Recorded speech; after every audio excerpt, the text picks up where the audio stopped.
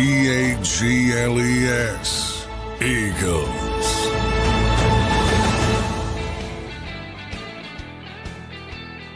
And welcome in, everybody, to a Wednesday edition of Birds 365 here on JAKIB Sports. I'm your host, Zander Krause. That's my co-host, Johnny Mac, John McMullen. As John said pre-show, a little International Day. Everybody, Eagles got some news yesterday. We will talk about that on the show this morning. And we have a great show planned with Mike Gill and BLG. Johnny Mac, first order of business. How you doing on this Wednesday morning? Doing well. Yeah, London is calling. So, get ready. When you say that, John, why don't you tell the people what the latest is on the Eagles' schedule when it comes to London? Yeah, the international games are going to be made official this morning, I think, on NFL Network. But the Eagles are going to go to London for a Week 5 road game, technically, against the Jacksonville Jaguars. So, good team coming off last year. Probably a little bit underrated, I think, because people always perceive them as being bad, but they're not bad anymore. We'll see if they can keep it going. At Tottenham Hotspur Stadium, so going to be at Tottenham, not Wembley, as they have a number of games in each. But, the Eagles are going to London October 11th. It'll be a morning game, so if you're here, it's going to be the 9:30 game in the morning. I never like international games from the perspective of the teams. Nobody likes them. But for fans, it could be kind of cool. Although I already have some Florida people complaining that we're going to Jacksonville, and that was pretty exciting for them. When are the Jags starting to play in Orlando, by the way? They're going to redo their stadium. I don't know if that's this year. Are they temporarily going Orlando? Yeah, but I don't know if it's this year or next year, because they're going to redo their stadium. But either way, obviously, if you think about, Eagles fans are probably going to take over London, but it's even easier to take over Jacksonville. So we have some loyal London listeners, John.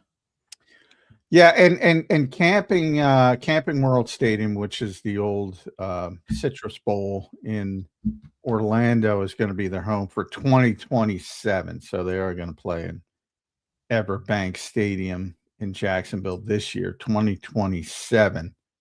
They're going to play in Orlando. So, but easy to go to Florida, not quite as easy to go to London, but London's, if there's any international game I would go to, it's a London game because London's pretty cool and it's always fun to go there. But I've never been to London, J-Mac. We do have, look, here's my boy Ian East. That's who I was thinking of.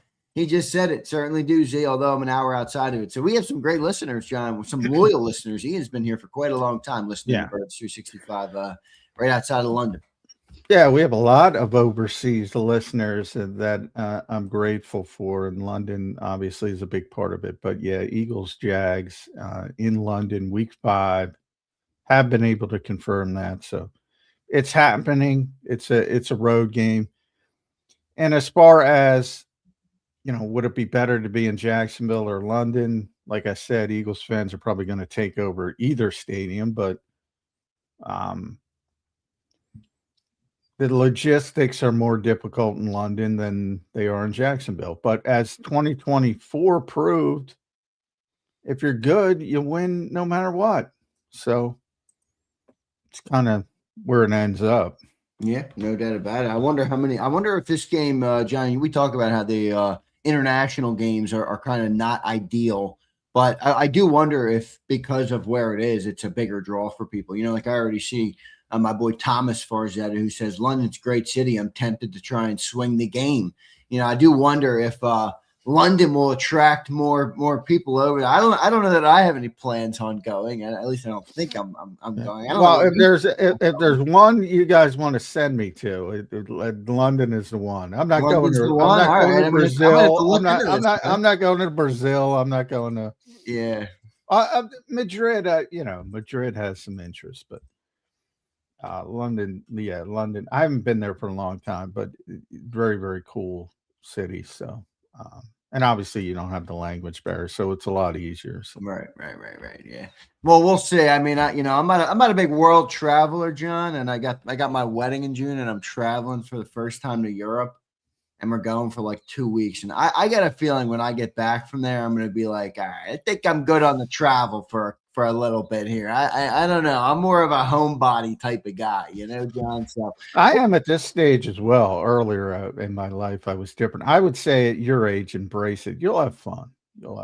Yeah, no, I'm looking forward to it. It should be pretty good. But the Eagles are going to play Week 5 in London. And John, just to clarify, they are the away team in that game, Yes, right? So they're not going to lose a home game or anything like that. Okay, no. cool. They're the away team. Jacksonville's sort of the pseudo official team of London. They play 2 games there every year as the home team. So, and that was before. We'll see how they do it when they get the new stadium built, if they continue to do that. But it's been one of those things where they were willing to give them up, and they've sort of become the home team of London. But I do think Eagles fans will probably take that place over. Yeah, I wonder, is there any rhyme or reason to doing the home or away? Like, people are like, why is Jacksonville the home team in London? I think they just pick 2 teams to go to a city, and however their schedules shake out with who's getting the home game taken away. Like the Eagles got their home game taken away. Well, you know what games are designated as home and away the minute the season's over. Right, basically. right. So yeah, it's just it's a label. We talk about labels in the NFL. Yeah. They're the home team. Now, as Jacksonville's a little bit different because they've been a centerpiece of London games for years. But when it comes to every other team, whether you're playing in Mexico City, Brazil was a home game for the Eagles. You're designated as the home team because somebody's got to be designated as the home team because you have a 17-game schedule that is a formulaic one, and you plug in the teams, and these are your home games, and these are your road games each year. Right. Now, Ian, I need you to check in the and it looks like Earl Grey tea. Here come the Londonites. They're out this morning. He says, haha, suck it, J-Mac. The Eagles are landing over, lads. I guess he heard you chirping about international games. Did they get the bad draw by not being at Wembley? Like, I don't know enough to know that, but at what is it, Tottenham? Yeah, I mean, that would be a question for Tottenham's newer. Okay, so Wembley's probably got like the history. Wembley's historic. I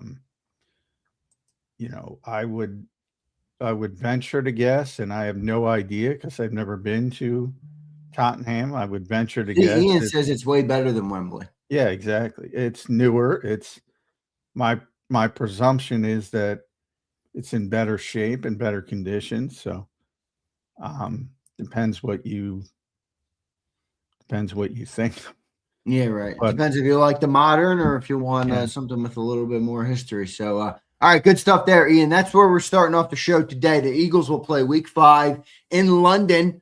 Maybe we'll be looking to send J-Mac out to London. We will find out how that goes. John, no other scheduled news. Yeah, let me know early because I gotta renew the passport.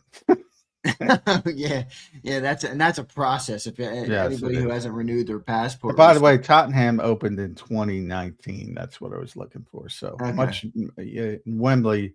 Now they redid. It's a new Wembley, but Wembley Stadium is legendary. It's been around for years, and this is the newer. This is their version. Now, I'm sure their stadiums aren't like the new stadiums here where we go overboard, but it's certainly newer and better condition. Yada yada. Yeah, well, we'll see. Week 5, John. That's Week 5, right? So we got Week 5, and then we have Week 12 in Dallas on Thanksgiving. Those are the 2 games we've confirmed so far in the Eagles' schedule. The full schedule will release, tomorrow night. And then you said today is the full international slate. Obviously, the Eagles already got their international game, so we're not going to learn anything else there. But that full slate comes out this morning, you said? Yeah, it's coming out 9:00 on NFL Network, I believe. but stay here. We'll tell you what it is. Yeah, we'll tell you what it is. I don't think the Eagle fans will care now that they already No, know. they're not getting another international game, so that's it for the Eagles. That's it. All right. So that they're playing at the Tottenham Hotspur Stadium. I think that's what it's called. Is that what the stadium is called? Yes. Okay. Yes. Tottenham Hotspur Stadium. And they'll be doing that. They'll be going over there for week 5. So week 5, week 12, you got the Jags, you got the Cowboys. What do you think of the Jags, John, as an opponent? They were obviously a team who had a pretty good year last year, first year under Liam Cohen. Definitely taking some strides forward. Liam went ahead of Nick Sirianni in the coaches draft. Again, a crock of shit. But I think Doug built that team, John, and ultimately helped turn it around. Yeah, and then, Doug did help turn them around. Yeah, it's a good team. Trevor Lawrence is one of those quarterbacks that frustrates you a little bit because he's got immense talent, and it doesn't always translate. But it did to a certain degree last year. Very good defense, which seems to be the narrative around the NFL. The defense, I can't believe I'm saying this, but the defenses seem to have surpassed the offenses, at least the good ones. And I would put them in that category. I think they're better defensively than offensively. We'll see how Travis Hunter, they're going to move him to cornerback. I think that's a good decision. We'll see if he can make a difference and get him even better. But good team. I would say good team, not great team. And they're going in the right direction, but they have a long history of making poor decisions as well. So it could derail pretty quickly, I would say. But talented receivers, but Brian Thomas, on the trade market, at least there were rumors that he was on the trade market. A lot of talk the Eagles might go after him. All the Trayvon Walker stuff, they signed him to a big money extension. So they have 2 big time pass rushers in Walker and Josh Hines Allen. Very good linebacker. Secondary could be, bolstered by Hunter being there full time and healthy. Good team. And I think a lot of people don't realize they're a pretty good team yet. Yeah, good stuff there. All right, Johnny Mac. John, some interesting news here, but real quick that we're going to hit. We're going to have Mike Gill this morning, so I imagine he'll be in here soon. Eagles will play London week 5. We just talked about that. I saw something pop up on my timeline yesterday, John. Oh, God forbid. The legendary Kevin Patulo is back in the Philadelphia news cycle, talking about how he contributed to building the Eagles from the ground up. And Eagle fans are not happy about this. By the way, that pisses me off because if you watch the show, you already knew that. Yeah, that's true. Like he was here day one. You took a lot of shit for telling that to people. Yeah, day one. He was Nick's right-hand man from day one. He was the guy contacted people for interviews. That's what he's trying to. Like, why do people hate facts? That's his job. That was his job. Everything he said was true. Like, what are people debating? Told you that in 2021. Did we have this show in 2021? Yeah, we did. Told you that then. Wrote about it then. Remember when Nick got COVID? Who was going to be the head coach? Yep. Remember when everybody went nuts and started talking about Frank Reich and every other offensive coordinator? But isn't it an embellishment, John, for him to say? It is not an embellishment. It is not an embellishment. Remember when I told you after the Super Bowl, and everybody was, Frank Reich, bring Frank Reich back. I said, Kevin's getting the job. Why do people hate facts? I don't hate facts. Now, you can say he didn't do a good job as an offensive coordinator. That's fine. He was Nick's right-hand man. He was the guy contacting people for interviews. He was the associate head coach. He was the guy who was going to coach the team when Nick got COVID.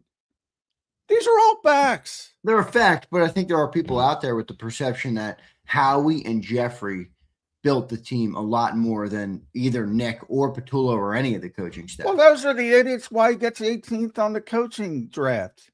They don't think Nick does anything. So, of course, they don't think Kevin does anything. They live in a fantasy world. Howie doesn't want to be bothered with that shit. The grind, the day-to-day logistics. You can't help those people. They don't think the head coach does anything. So they don't think the associate head coach does anything. But I mean, that was the reality of the situation, and that was told to you in 2021. Never mind 2025 or 2026. Well, here's Kevin Patulo's quote. He was talking to Miami Dolphin reporters down in Miami. That's where he's working. That's where the team he's with now. He said, all 5 years in Philadelphia, I had such a handle on a lot of different things. I was an assistant head coach. I was part OC throughout my entire time there. Even last year, I was so heavily involved in a lot of things. I just think the experience of going through that, from building a program up from 21 to this past year, just seeing what goes into it when you have a new roster, when you're trying to set a new culture in place, you're trying to set a new offense in place. So that's Kevin Patulo talking about how his time in Philadelphia will help him with the Miami Dolphins. I knew Eagle fans wouldn't like that one, Johnny Mac, and I knew you'd give him a dose of the J-Mac truth. Logic McMullen, right? What do we call it? Johnny Logic is back for the morning, all right? So I don't even know. First of all, nothing he said was anything remotely. No, I didn't really care. People are nuts. He's a hot button, John. People love to react. Philadelphia loves to react. I go on, I see it on social media. There's thousands of comments of everybody, ripping and, oh, you clown, this, that. I'm like, man, people really, it's May. People still love to rip on Kevin Patulo. Well, and that's why, list season. But it's like, okay, like I said, rip on him for not doing a good job as an offensive coordinator. That's fine. That doesn't take away what he did, what his job was. I mean, what you're arguing about what his job was. Yeah, I remember too, John, that when they were in the Super Bowl that year before he got hired, he was like the hot name out at Media Week because everybody kind of knew. Yeah, because we all told you he was going to be the freaking offensive coordinator. Yeah, nobody listened. There was crowds around him trying to talk to him and stuff when they were made available because everybody knew, at the time that Kellen Moore was going to get the job. So that was interesting too. All right, 2 super chats, and we got Mike Gill real quick. Colin says, time to celebrate. Daryl Morey got fired. Thank God that stiff is gone. Nah. Hey. Goodbye. Good riddance. Well, we'll bring on Mike. We'll talk some Daryl Morey. Yeah, one more here. Brian, difficult spot. Gave out 2 monster contracts that didn't work. And when you do that, you don't have flexibility and you can't do much stuff. And look, the results weren't there. It's a results-based business, as all professional sports are. That's the reason KP's not here. Same thing with Daryl Morey. Not a surprise, but as usual, dumb Sixers fashion. They fire a GM, but they're keeping the coach. So the new he's got to go with a coach he doesn't want or doesn't. It's like, what do you do? They do everything backwards. Right. Everything. Such a terrible organization. It's Brian. Funny because Josh Harris owns the Commanders. And Daniel Snyder was so bad, he looks like a decent NFL owner because he's measured against Daniel Snyder, and it's much better in Washington. In the NBA, the guy's a freaking disaster. A freaking disaster. Well, we'll see. Here's Brian. He says, agreed, John. Just because you think he wasn't a good OC doesn't mean he wasn't good in other areas of the organization. Facts are facts. Knock it off. There you go. There's a McMullen chat this morning. Yeah, and listen to Hapley talking about him, when he hired him. Now, obviously, you're not going to get, hey, I hired this idiot, but he hired him and he talked him up. And Nick still loves him, but he had to. That's the nature of this. But same thing with Morey. It's the nature. It's a results-driven business. Somebody's got to pay if you don't reach your expectations. A lot of times it's not fair, but It's the life you signed up for, as they say in sports. No doubt. Brian, thanks for the super chat, brother. Let's go to Mike Gill. Set to join us right here on Birds 365. You can follow him at Mike Gill Show. Listen to his show down the shore, 97.3 ESPN. All right, Mike, what's going on, man, on this Wednesday morning? How you doing today, brother? You're muted, my man. You're muted, Mike. Well, we got a mute problem. Let's see if Mike can fix it, or maybe we have to. There we go. I'm making my plans for London. There you go. Yeah, how about that? How about that? Before we get to London, though, you probably heard little Daryl Morey conversation. So we'll give you the floor. Yeah. And your thoughts on the latest Sixers decision. Number one, I went to the Phillies game in London. It was one of the greatest sports experiences I had ever had. So loved it. I was a huge fan. October 11th, I'm looking at my schedule. I'm texting as I'm waiting here in the green room about London stuff right now. So I'm trying to figure something out there. Well, Mike's a world traveler. For you, it's nothing. You're going to Egypt and Jordan. You might as well go to London. Yeah, London for the Phillies was awesome. It was such a cool experience. I'm probably an unpopular figure to have on for Morey. I did not hate Morey. I said I thought he was good, not great.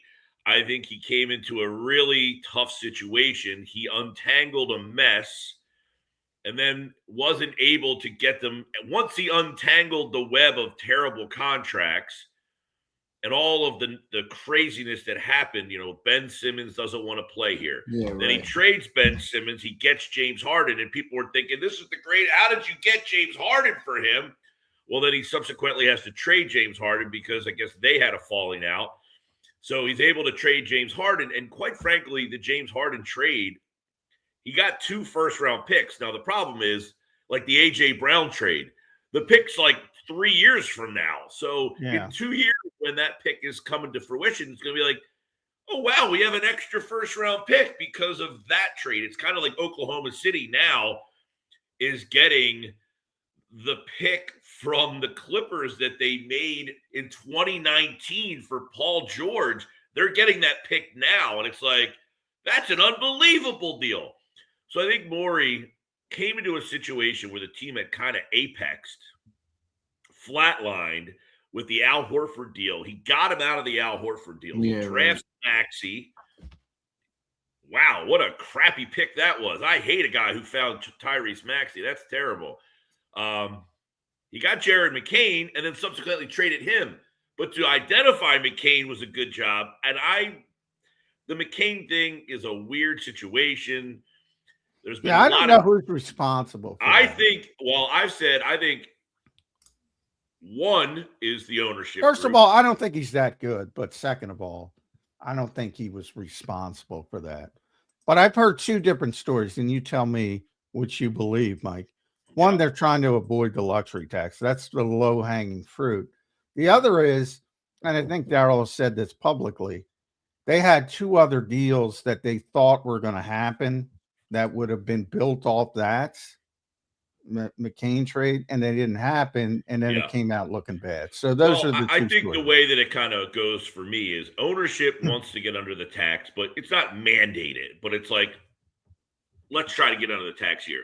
While the team is also saying, we got to stop ducking the tax. We're pretty good. Let's go for this. Well, we talked about it a lot on the show, which was they didn't have any contracts to trade. They couldn't move anybody. The only tradable asset they had was Jared McCain. They couldn't trade Embiid. They couldn't trade George. You're not going to trade Maxey. You're not going to trade Edgecombe. The only guy you had to trade was McCain. So if you wanted to try to improve the team, he was the only guy to trade. And I think if you look at it strategically, that's why they traded him the day before the trade deadline, so that he could get the asset and then try to rework the phones to trade that asset. Exactly. And the trade just wasn't there. But he was the only guy. If people are like, well, you could have ducked the tax by trading Drummond or Gordon but you're not getting anything in return. So therefore you can't make this team any better. So we tried to do that. And by the way, maybe they win game 2 if they have Jared McCain. they're still getting blown out by the. Oh yeah, Knicks. Jared McCain, who it's an egg in their face because he's in Oklahoma City and he's helping them out, but I don't think he's changing this particular series. No. I think ownership has been a problem, with a lot of things because, quite frankly, Josh Harris just trusts these guys. He doesn't know anything about basketball, so he's trusting that these guys are giving him good information, and then he's signing off on it. Like, people blame Morey for the Embiid deal. Embiid is the golden goose. When you have an attraction, you don't let the attraction go. Embiid has made Harris so much money, he can't just say, let that guy walk out the door. The turnstile, they are top 5 in attendance from 2017 to now. Like, they are one of the top 5. It's a bad week to argue that when the Knicks fans take over, but I hear what you're saying. For one night, they were not. Overall. But overall, for the 82-game season, 41 home games, they are top 5 in attendance. Their merchandise and jersey sales are top 5. They're on Christmas Day. They're on, when you complain because they're on TNT, I know it's not TNT anymore, but they're on national TV all the time. And it's because of their business decision that they made in 2013, which was to tear it down and then build it back up. And people hated it. And the result has been not what you wanted on the court. However, Josh Harris has made money hand over fist because of Joel Embiid. So he was not going to just let him walk out the door and say, take my golden goose. No, I need that attraction. It's like Allen Iverson. The team, after they went to the finals, stunk. They weren't any good. Yeah, but I don't even know who runs who's the Don Smolinski of the Sixers right now. Probably David Blitzer, I guess. I don't know. Yeah, maybe, probably they're probably a vice president of business operations or something, but I don't cover the team, so I don't pay attention to that any longer. But whoever that is probably very happy with what you're saying. But from the basketball side, that's all the front-facing side.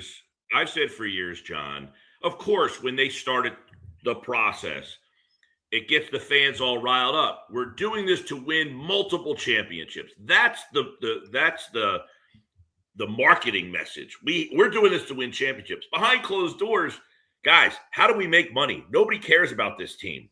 We have apathy on this team. Nobody cares.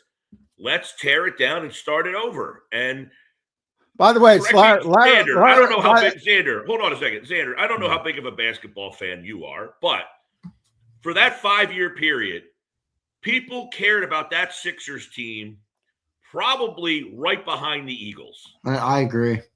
You went to a game during that time? It was the place to be. That stadium was so rocking, man. Yeah. It really was. But Mike and I have had these discussions in the past, and to the point where people thought we were going to bite. But Lara Price, by the way, who I should have known, Lara's still there.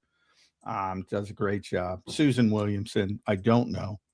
Those are the business people, but now it's turned into this whole Harris Blitzer conglomerate that is much bigger than the Sixers. Yeah.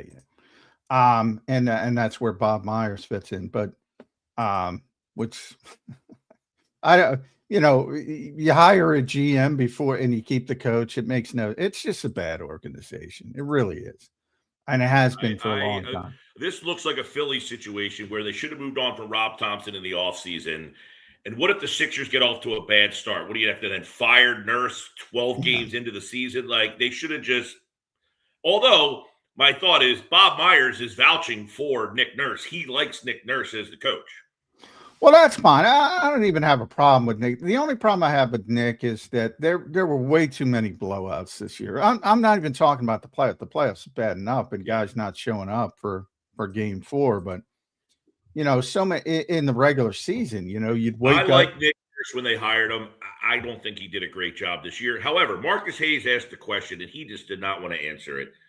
How difficult was it to coach the team when you had no idea who was going to be there? Well, that's fair too, because you got a guy who shows up at shoot around. I'm playing today. I'm not playing today. It's evident that he ran circles around Missoula in the playoffs. So when he had a full team, he did a good job. Quite frankly, it was It felt like he was Yeah, disinterested. I don't have a problem with Nick Nurse by and large. And he had a tough hand to deal with. And but this goes back to the late great after I left covering the Sixers. And the last thing I did when I was covering the Sixers, Mike, was the Andrew Bynum Constitution Center press conference. That was the last thing I did before I moved back to the NFL. So I was before Embiid. But the late great Phil Jasner, not Phil, Andy Jasner, used to tell me, they're coddling this guy. This is very early on. This is before he even played. And, it is borne out over this lengthy period of time to the point you're affecting Nick Nurse all those years later. Look, a lot of it's bad luck. You get appendicitis, you get it's not his fault, but the whole culture of this team, and we used to talk about this. And I think because of the Eagles, and they talk about their culture so much, and Kevin Patulo was just talking about it down in Miami, like it's real. And it's intangible, but it's real. And the culture of this team, at this organization, I'm not even saying the team, it's rotted. Yeah. It is rotted from the inside. We were talking about this yesterday because obviously other teams have lost, had no intention of winning, and it's worked out for them. If you make, so how much is it at bad luck, or how much is it though?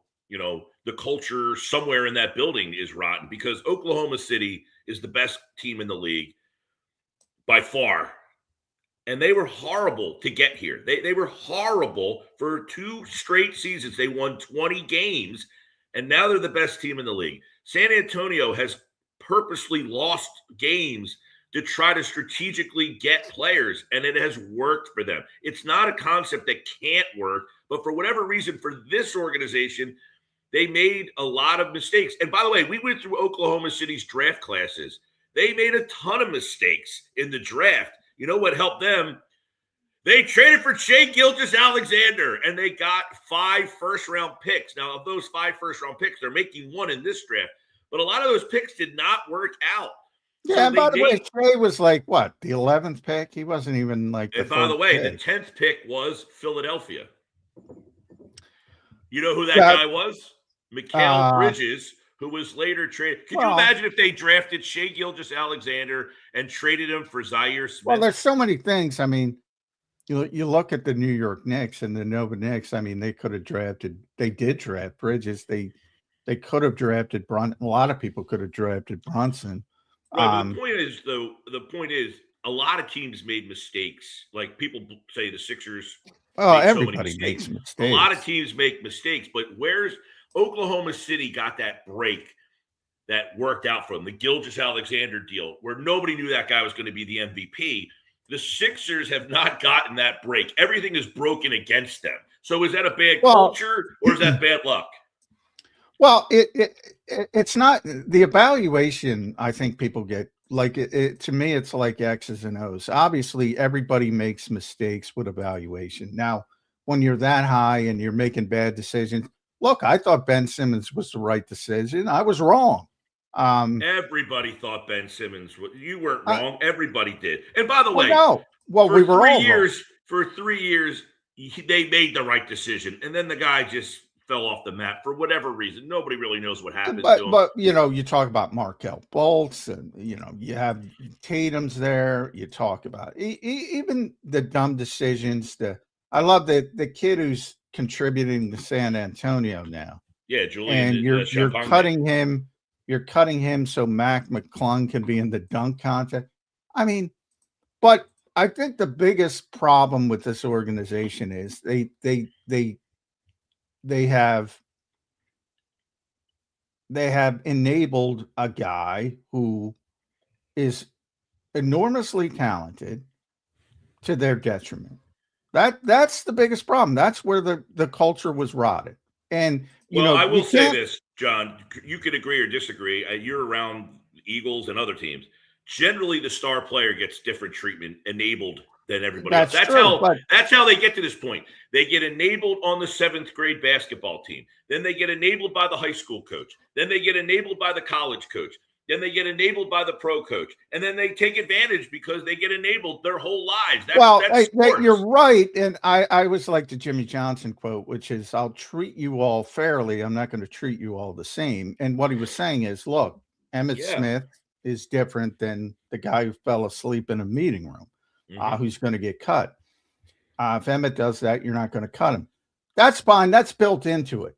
They went over and beyond to the point of this year. How many years later? How many years are we into this? It's like Nick Nurse doesn't know who's playing on a given day. You cannot operate that way. You cannot operate. You can say, hey, look, you're not playing, or if you can play, you have to lay down the freaking law to the point where the head coach knows who I'm going to have on a particular day, not 6 hours before the game. I said I would like to see the Sixers trade Embiid, not for I'm no Embiid hater. I don't want to see him trade it because we got to change it. I just want to see him trade it because I want to see how a big boy organization handles this guy. You're going to play every day. You're not taking days. I want to see if it's really him or the team, because he has insinuated he wants to play and they won't let him. So who's telling the truth here? Because he tweeted out, oh, I guess I'm not playing tonight. And no one really ever explained what happened in that shit. Now, apparently he didn't come to him. He was not at the meeting or blah, blah, blah, whatever. I want to see how a real team handles him and says, you're not going to tell us when you feel like I want to see how that happens, because that would shed some light on this whole situation.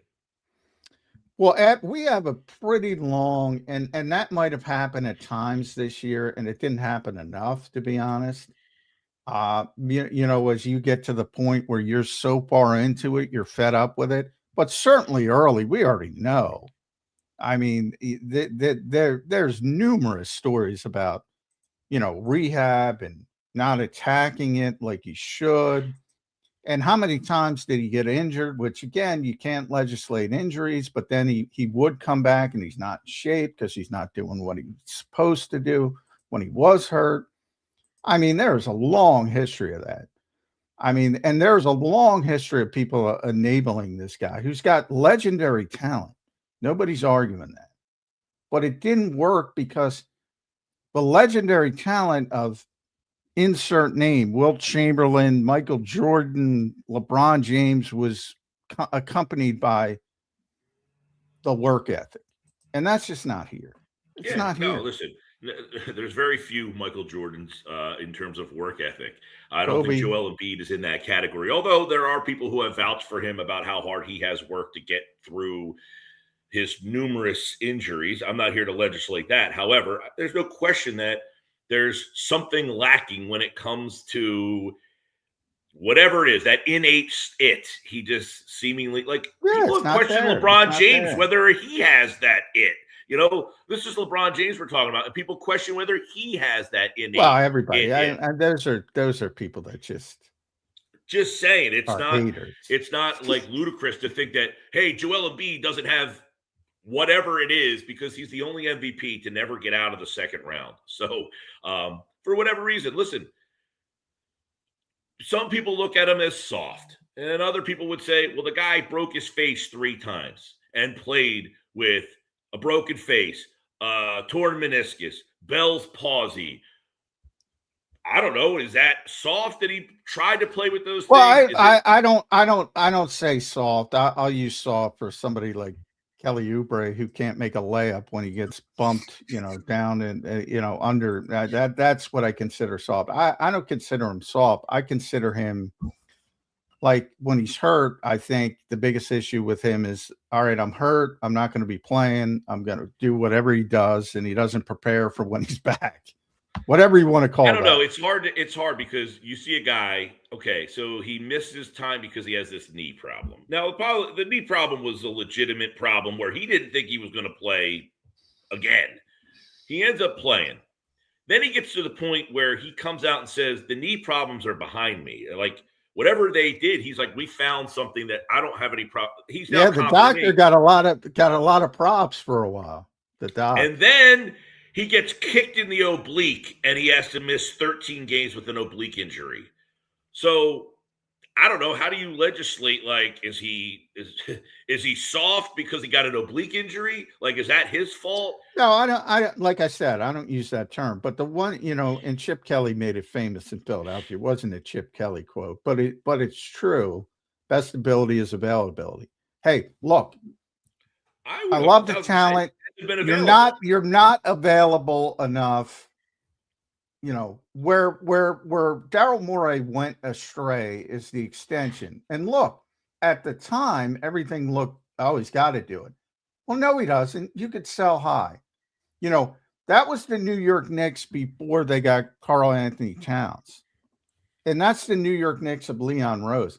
They would have gave you a mint for Joel Embiid at that time. Mint.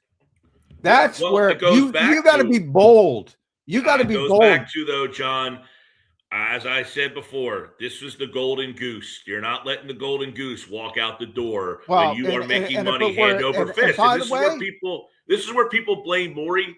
I say the ownership said, no, we are not getting rid of him. Well, I'll say this. If it's ownership, then it's Josh Harris. I'll say, well, whomever. So whomever, you have to be bold. Nobody knows better than you that connect these dots, okay?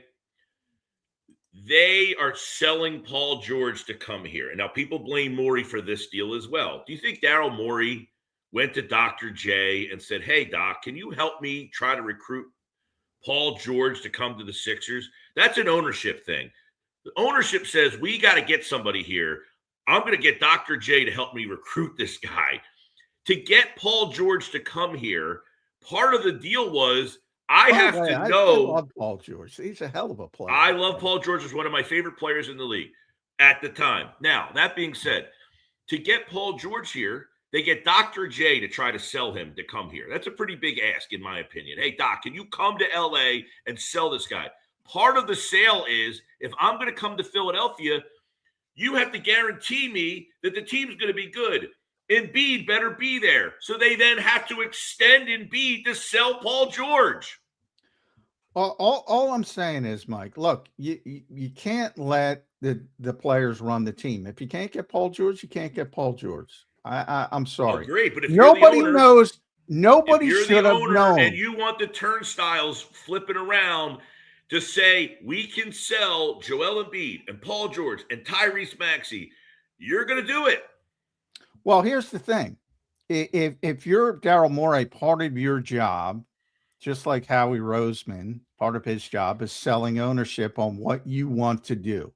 You almost have to steer the non-expert, whether you call it lobbying, politics, whatever. That's part of your job. Mm-hmm. And you got to go in there and lobby Josh Harris. If that's what happened, you got to go in there. Look, we can get a mint for this guy. We can go win a championship. We can't count on him. We know we can't count on him. Give him to the Knicks. Let them deal with it.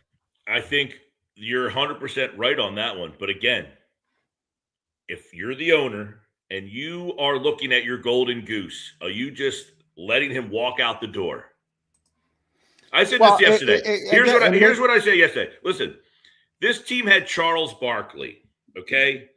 They couldn't get out of the second round. So they couldn't get out of the second round with Charles Barkley. They eventually said, we'll trade him. They get Tim Perry, Jeff Hornacek, and Andrew Lang, which made them so bad that it led them to Allen Iverson. Allen Iverson leads them to let's be honest, that was a finals that came out of right field and nobody expected it to happen. But after that finals, Allen Iverson led them, couldn't get out of the second round. So they trade him away for Andre Miller, Joe Smith, and 2 back end of the first round picks, which turned out to be nothing, which then eventually led them to Andrew Bynum, which we all know what happened there. And then that led us to this spot. So the Sixers keep looking at this history of get rid of this guy, trade him for nothing. And all that does is put you right back. Well, so everybody says if you bring Embiid back. I'm not saying now it's a waste of time. You can't get anything for him, especially with that contract. I'm saying before the Knicks got Karl Anthony Towns, that was the time to be proactive. And it I would have agree, been. but my point is that you are making so much money. You're top 5 in every attendance, jersey sales. You're on that. They're making money hand over fist. You're not just going to say, you know what? The guy who's bringing all the money into us, let's all just I'm get trying rid of to that say, guy. hey, give Lara Price her flowers. I don't think the fans that attend Sixers games or selling their tickets want to see the banner that we're top 5 in attendance. They I'm want not to see a relevant disagreeing with team. that, but you know as well as I do, John, it's a business first, and Josh Harris isn't Well, a I'm saying guy. you have then if you're not doing your job and if you're not lobbying the owner properly, then you lose your job. I mean, because you don't. I said this the yesterday. result. Josh Harris, to me, says you can't trade Embiid. We need that guy. We got to get Paul George. We got to get people coming into this place. I got to tell you, I don't know Josh Harris. I've never met Josh Harris. But if he's that headstrong, he doesn't understand it. Daryl Morey comes into his office and says, I do know Allie Waddington. And I'll say this if Allie's listening. If somebody can't go in that guy's office and says, you know what, we can't count on this guy. We know we can't count on this guy. You convince him that we can go out and win championships if we get this haul and we do what's right. And you trust my basketball decision making. I don't think Daryl's proven to be, as you laid it out. He doesn't make a ton of bad decisions. No. He signed 2 bad contracts. But this is why people say Morey did a bad job and they blame him for the George and Embiid deals. I think outside of the George and Embiid deals, pretty much everything he did was pretty darn good. The George and Embiid deals are the 2 deals that stand out like a sore thumb. And to me, there's a reason for that. The ownership group got involved. Well, if that's the case, then he deserves and I some say, dispensation. But and this is what I said yesterday, John. I said, Josh Harris and Bob Myers sit down with, and apparently he was disappointed by the decision, according to Tony Jones of The Athletic, which was, hey, it's our fault that we had to re-sign Embiid. That's us. Paul George, that's our fault. We're taking the blame. However, we need to change something because these fans are going to skewer us if not, and we can't get rid of Joel. We can't get rid of Paul. So you got to be the one that goes, even though it's our fault. Get out of here. Well, then they should have fired Nick and kept him. I think Bob Myers endorses Nick and thinks that he got a bad hand because of all this stuff. Well, they definitely, if what you're describing and that's what Tony wrote, then they're both dealt a bad hand.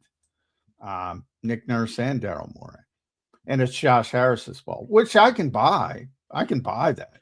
Yeah. But as a GM, you're judged on results. We all know that, just like coaches, and one just thing, like players. To tie it to the Eagles, Howie Roseman evolved as a GM. He got shoved in the broom closet. He came back out, and he evolved as a GM from where he was. Daryl Morey has. Well, he's also got a better owner. But Daryl Morey has not evolved as the GM of the team. He's still building teams the way that he built them with the Rockets, because he said, I had success then.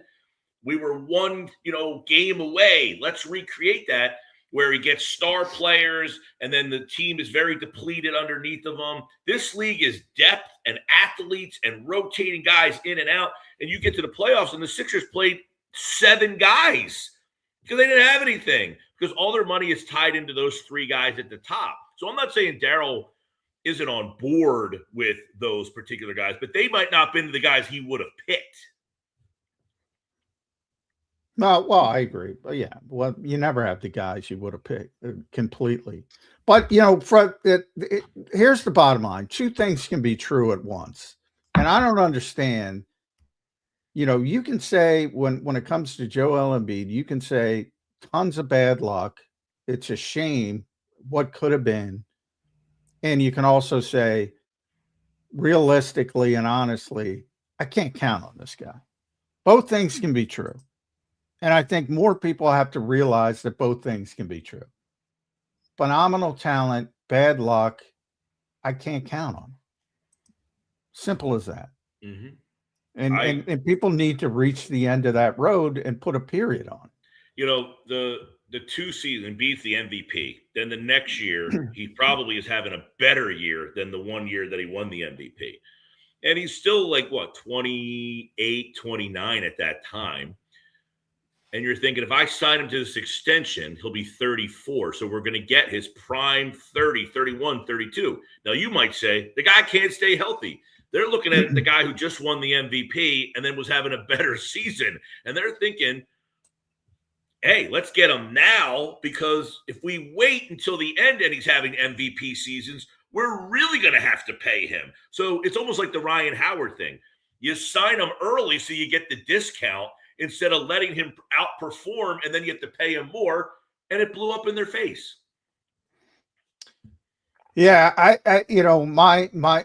I find it very hard to believe from the people that I do talk to that were covering the team that organization didn't know they couldn't count on that guy. I find that very hard to believe. I find that very hard to believe. I agree. And again, it goes back to, I think the ownership group, look, the Devils, I don't know what, they're like a rudderless ship over there. Who the heck knows how much involvement he has with the Devils? I did talk about this 2 years ago. The Washington franchise in football has been an utter embarrassing disaster. His first year, everybody around was talking about how the culture has changed and how great it is. They went to the NFC Championship game. So he came into a down, rotten organization, and in the first year got them to the NFC Championship game, and then followed it up by trying to sign and make moves. So Harris has spent money. He has said, listen, you think Deebo Samuel's the right guy? Go ahead and get him. So that's a weird dynamic that the Washington Commander organization has been an embarrassment for basically. Yeah.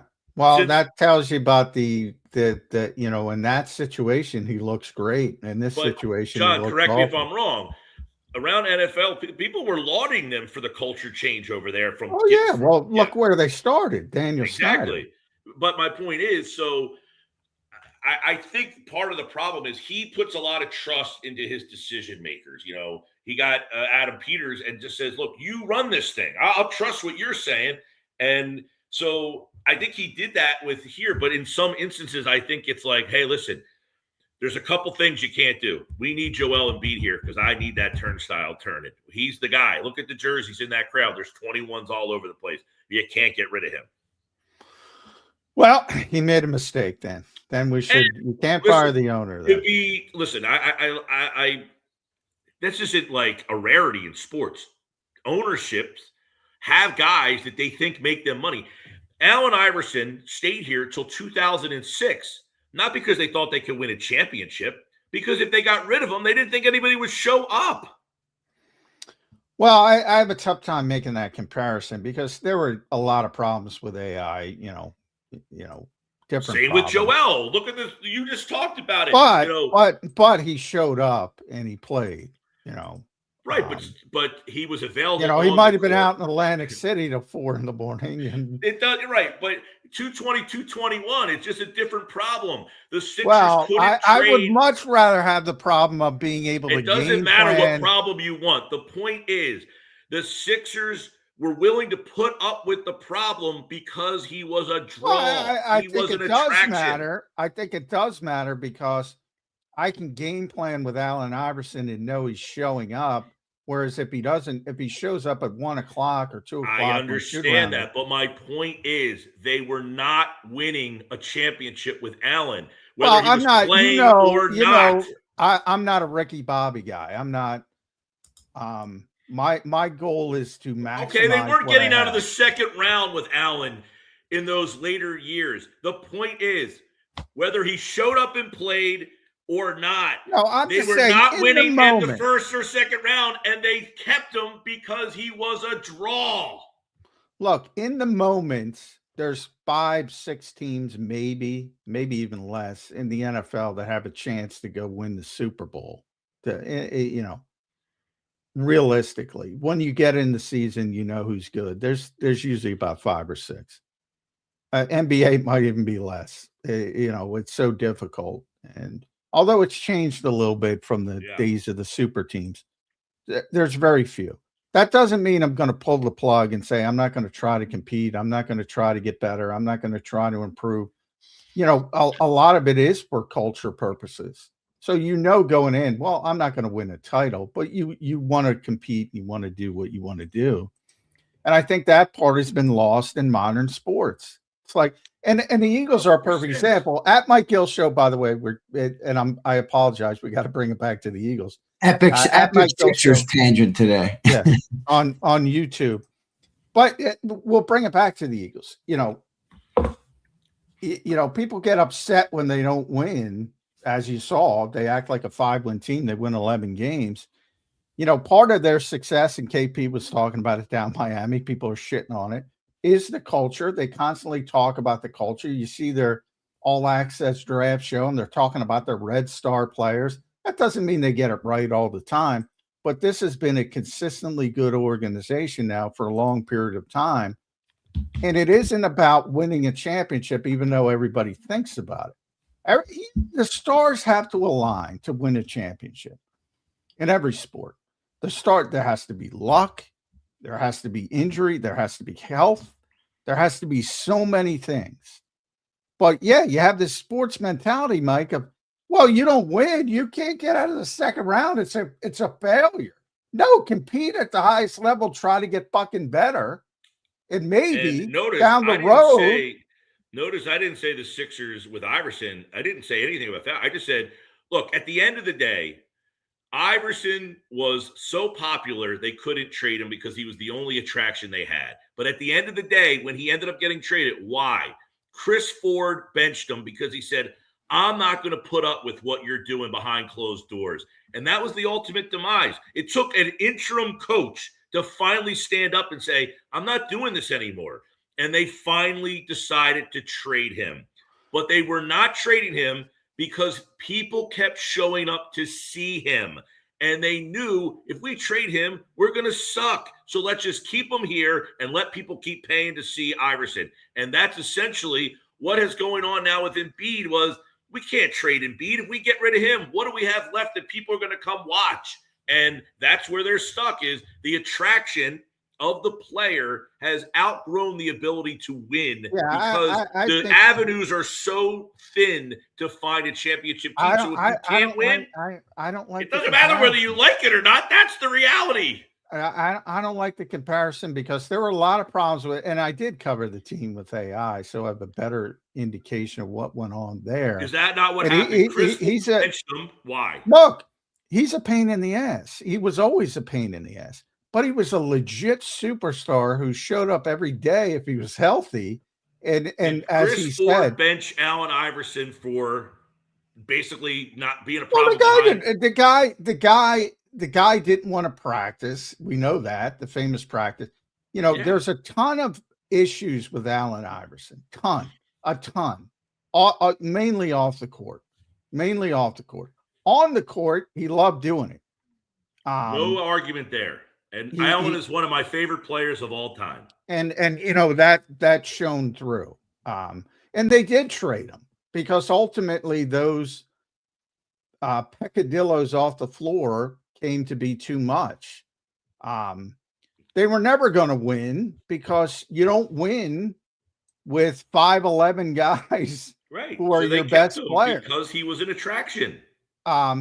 They kept him because he was the best player and he was a historic player and a Hall of Fame player, a guy who changed arguably the best under 6 foot player of all time. Yep. I would say he is. That's why they kept him because he was good. Now that whole time they go hand in hand because he was good. He was an attraction. That whole time you're trying, and they did it once. And you think about that team, the Eric Snow team, the George Lynch team, the Tyrone Hill team, the Aaron McKee team, all these guys built around one player. It fits so perfectly. And by the way, I think if they don't trade Theo Ratliff, they got a shot to win. I really believe that. But their mentality was they had the best coach in basketball. Their mentality was we need a big body to deal with Shaq in the finals. And I think Theo was having a defensive player of the year type of season, the best shot blocker in the NBA. I think they go and win that series with Theo Ratliff. We'll never know. But they built a team. It all came together, and they fucked it up. It was a self-inflicted wound, in my opinion. Nonetheless, they still went to the final. It proves you can get there. You're on the cusp. Now, people say they won game one, then they got the gentleman's sweep and all that kind of stuff, which is true. And that's a great all-time Lakers team. Keep Theo, and you don't know what happens.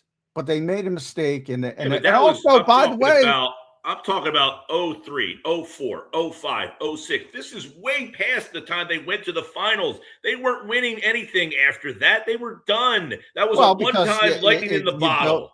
And they built a team for 1 year, and they traded a big part of it. And that's my point. After 01, they had no shot. They had lightning in a bottle. They maximized that team, and they were never going to recreate that.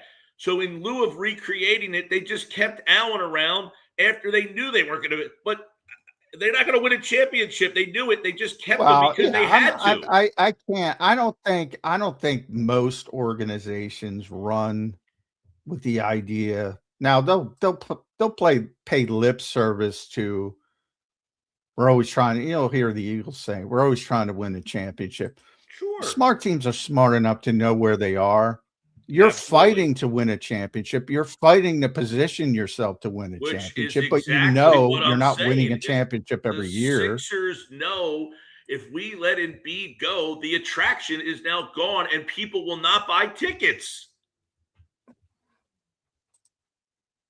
Right? Yeah, wow. I think you're way too hyper focused on the business. I mean, you go down I wish Andrew Bynum was healthy. I really me too. Because I would have loved to have seen that team play. I would have loved to. Andrew Bynum the year before the Lakers. He had a great season. Yeah, he was awesome, which is why they traded for him, because I had dinner with Rod Thorne. Sat down, I had dinner with Rod Thorne, and he literally described that, hey, we had this team. It was fun, but we thought they kind of maximized, got as far as they were ever going to get. That team with Iguodala and Evan Turner and Thaddeus Young and Drew Holiday. They upset the Bulls, who lost a couple guys to injury. Then they took the Celtics to 7 games.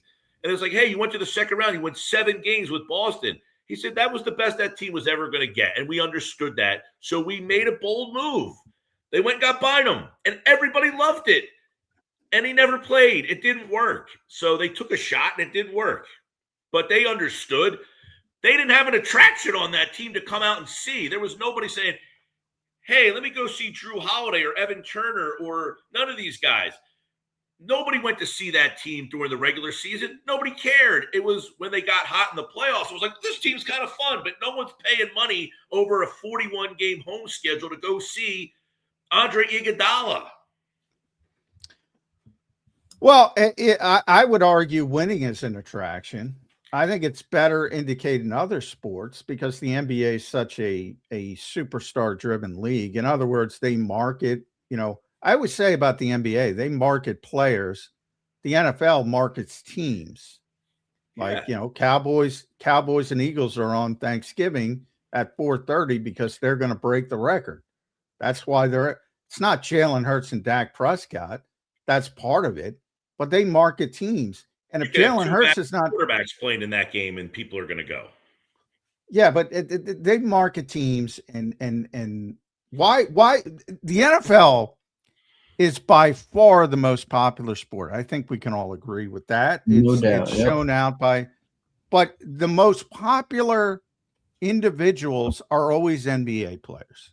Dating back to the days of Larry and Magic. That's when it kicked off. Always.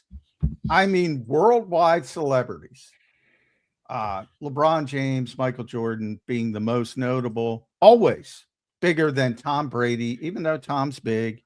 Always the NBA stars are bigger because they don't have helmets. You can see their faces. They become the thing.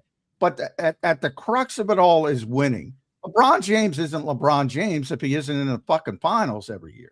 Michael Jordan isn't Michael Jordan if they're not winning. The winning is the part of it that turns them into the superstars.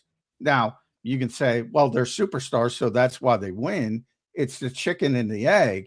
But if you're not winning, nobody cares. Nobody's going up to see if early in his career, Michael Jordan, people forget there were a couple years they couldn't get past Detroit. They couldn't win in the playoffs. He wasn't Michael Jordan yet because they didn't win at the level that he ultimately did do. Nobody's showing up to see a 45-win team because they have Allen Iverson or consistently. You might get, the Lakers are in town. Oh, the Celtics are in town. Oh, the Knicks are in town and they're going to come in. You might get all that. Nobody's showing up to see a 35-win team just because they have one great player. That would be fair to say if it wasn't proven otherwise. People came to see Allen, and then when they traded him, they stopped showing up altogether. And this team, it's why Joel is here. They keep showing up. They're top 5 in attendance. Why? They're not coming to see. They're coming to see Joel Embiid play. I grew up when the NBA. I grew up when the NBA. I grew up when the NBA wasn't as popular, or sports in general wasn't as popular. You could say the same thing about baseball, and you go back to the Mickey Mantle days of the Yankees, and they're not selling out games like they are, every Wednesday night now. Sports is blown up into another stratosphere now. Well, that's what I'm saying. I mean, the great Sixers teams of Julius Erving and when Moses came, and before you had George McGinnis and Doug Collins, they didn't sell out. And Julius Erving is a fucking legend. John, I think we can all just understand that in 2026, the sports world has changed drastically from the Julius Erving years. Yeah, it has. Yeah. But what I'm trying to say is nobody is showing up to a product where nobody's winning, especially now when you have the exorbitant ticket prices and that. I don't care if it's Joel Embiid. I don't care if it's Allen Iverson. I don't care if there is a time machine and Julius Erving shows up. Nobody, if you're winning, if you're a bad team, nobody's going to pay these exorbitant prices, which is why Sixers fans bailed and gave all their tickets to Knicks. They bailed for one game. I'm talking about the season. And by the way, this year and the last 8 years, they are one of the top draws in the entire league. Their attendance is 19,000 per game. Last year, 19,088. They were the worst fucking team in the league last year, and people still went every single game. They keep going because Joel Embiid is an attraction. Nobody showed up when they were terrible because they were terrible. No, because the team stunk and they didn't have an attraction. When they finally got the attraction, voila, the attendance exploded when they had Ben Simmons and Joel Embiid. When they didn't, nobody showed up. So now the owner says, wow, look at what's going on when I have these guys here. I got to keep these guys here. When they didn't have any the owner's an idiot then. How much do ticket sales even account for revenue, though? Like football, it's like 10, not even 10%. That's another thing. It's like all the NBA's money is tied up in their TV deals, which is fixated before they ever tip off. It's all tied together. When you have ticket sales, you have jersey sales and merchandise sales, and you're getting the revenue from the parking and the food and all that stuff. And then the TV deals. You're getting picked to be on Christmas Day, and you're on TNT, and you're on NBC, and you're on all the national games, and that just gives you more exposure. I gotta be on. I gotta be on. Like Lara is listening to you right now. She's gonna send you a bouquet of roses, Lara. Lara, you know where I work. We're talking about professional basketball, and you're talking about Josh. And if that's how Josh Harris runs his operation, it's not just Josh Harris, by the way. So I'm not just calling him out. This is what sports has been so corporatized that it's not the old days where a local guy owns the team. These teams are owned. The Red Sox, the guy who owns the Red Sox also owns the Penguins. They don't care about the teams Well, per I se agree with anymore. that. It's just business assets. They all own assets. They got a bunch of them. Which Zander is why in football, like Jeffrey Lurie's different. He is not a corporate conglomerate. He's Jeffrey Lurie. He owns the team. In basketball and a lot of these other situations, they are corporate conglomerates that own these teams. They are not like it used to be where Harold Katz owns the team smoking a cigar. Yeah, and by the way, those days are going to die off. I mean, especially as the price of these teams. Yeah, they have, but you know, no matter what the Sixers do in this offseason, Josh Harris is going to make a boatload of money because of the TV revenue before they even tip off the ball. Yeah, but he doesn't want to do it in a half-empty arena. Well, to Zander's point, he's 100% correct. That is a rounding error. The only thing that destroys the NBA and the NFL is the lack of TV revenue, which ain't coming, and it's fixed and it's locked in. Is their TV ratings still going down? I know they were on the decline for a little bit. They have the highest ratings they've ever had. The well, NBA that's Nielsen. That's Nielsen wonky. They changed their methodology. That's why you see. Yeah, but I would argue on that comment. I've talked about this with people who cover that stuff. It's not a Nielsen problem. It's that they've gotten better at it. They're actually getting better at recording the ratings. They're lying there. They're lying to you, Mike, because they changed it 3 times. And they changed it depending on the client that complains and has the most power, i.e. the NFL, who thought they were undercounted and magically sets a record every week. I joked about the Eagles and the optics. Everything else in TV is going down. Live sports is coming up. Nielsen changed its methodology 3 times in an 8-month period. In an 8-month period. But one of the things in the past they didn't count were people watching out at a bar or a restaurant. Yeah, well, of course, they're bullshitting you. I'm telling you. They're bullshitting you. I'm telling you. Well, they are bullshitting you. A lot of people watch games at bars and restaurants. So if you weren't counting them in the past, then your numbers were fugazi in the past. Well, so here's Nielsen's problem. They operated for 40, 50 years with bullshit numbers, or they have bullshit numbers now. It's not one or the other. Let me ask you this then. If in the last 40, 50 years, were they counting people that watched a game at a bar? They were counting 100 people and extrapolating it to, hundreds of millions of people. So it's bad methodology. Bad methodology. So now they're saying, you know what? People might go to a bar. If you went to Xfinity Live, none of those people would be counted at all. Or whatever it's called now, stateside. So is that a fair methodology to say that nobody there was actually watching the game? Mike, they in January, the same show did different numbers than April. In April, the same show is doing different numbers now. Which show? They're a bullshit company that's getting sued from about 50 I don't people. disagree that they don't have there's no formula to do this. My point is whatever they're doing now is more accurate than what they were doing then. Well, but then was April. Now, and then before then was January. They've changed their methodology 3 times in 8 months. They are fraudulent. Mike, you get John started on Nielsen ratings, brother. They are absurd. All I know is all day. All I know is my Nielsen ratings are number 1. All right. Those were Arbitron, weren't they? Did Nielsen? Not anymore. Nielsen does the radio ratings too. Well, I like it when we get big ratings, and I'll take it. But I also know Nielsen they are full of shit, man. And the NFL complained. And these ratings are a joke. They're all like, anytime you're taking 1,000 people. Well, who are these 1,000 people, and where'd you find them? Are they 1,000 people that live in? Exactly.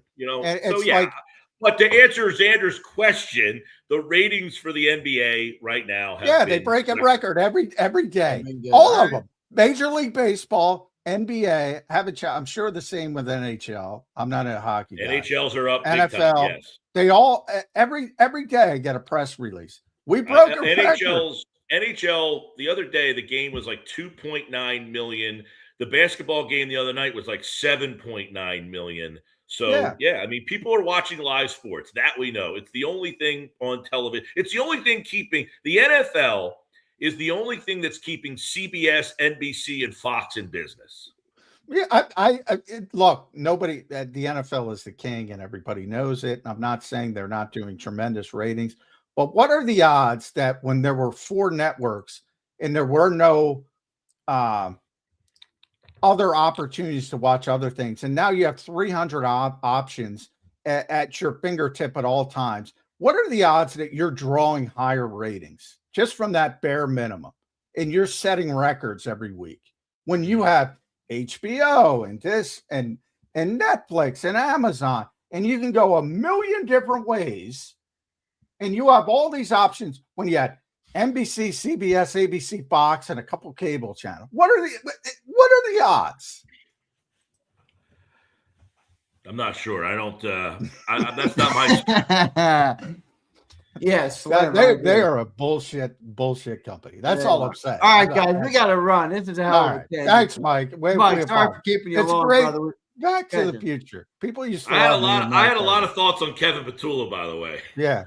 Oh, man, we didn't even get to that. They would have been gold. We'll have to do it next week. All right, Mike. Thank you, brother. We appreciate it. Thanks, brother. All right, man.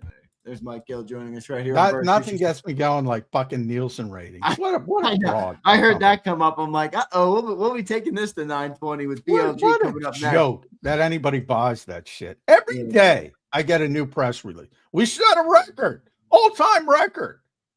And I'm watching fucking Amazon as I read this.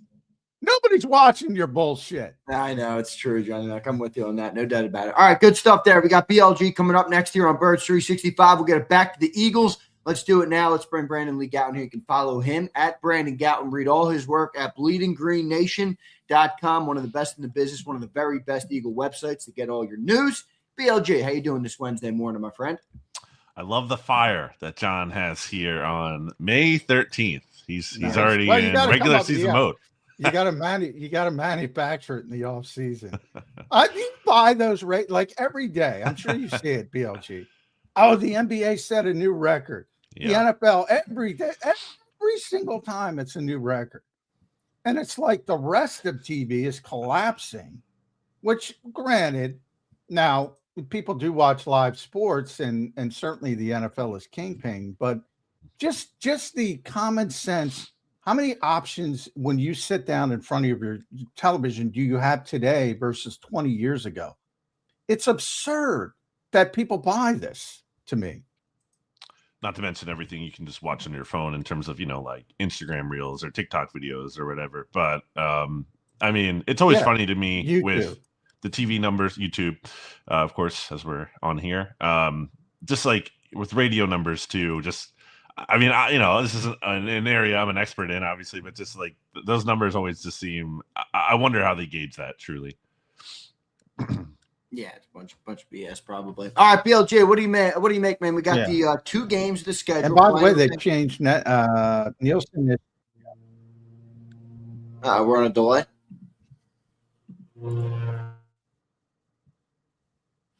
I'm good.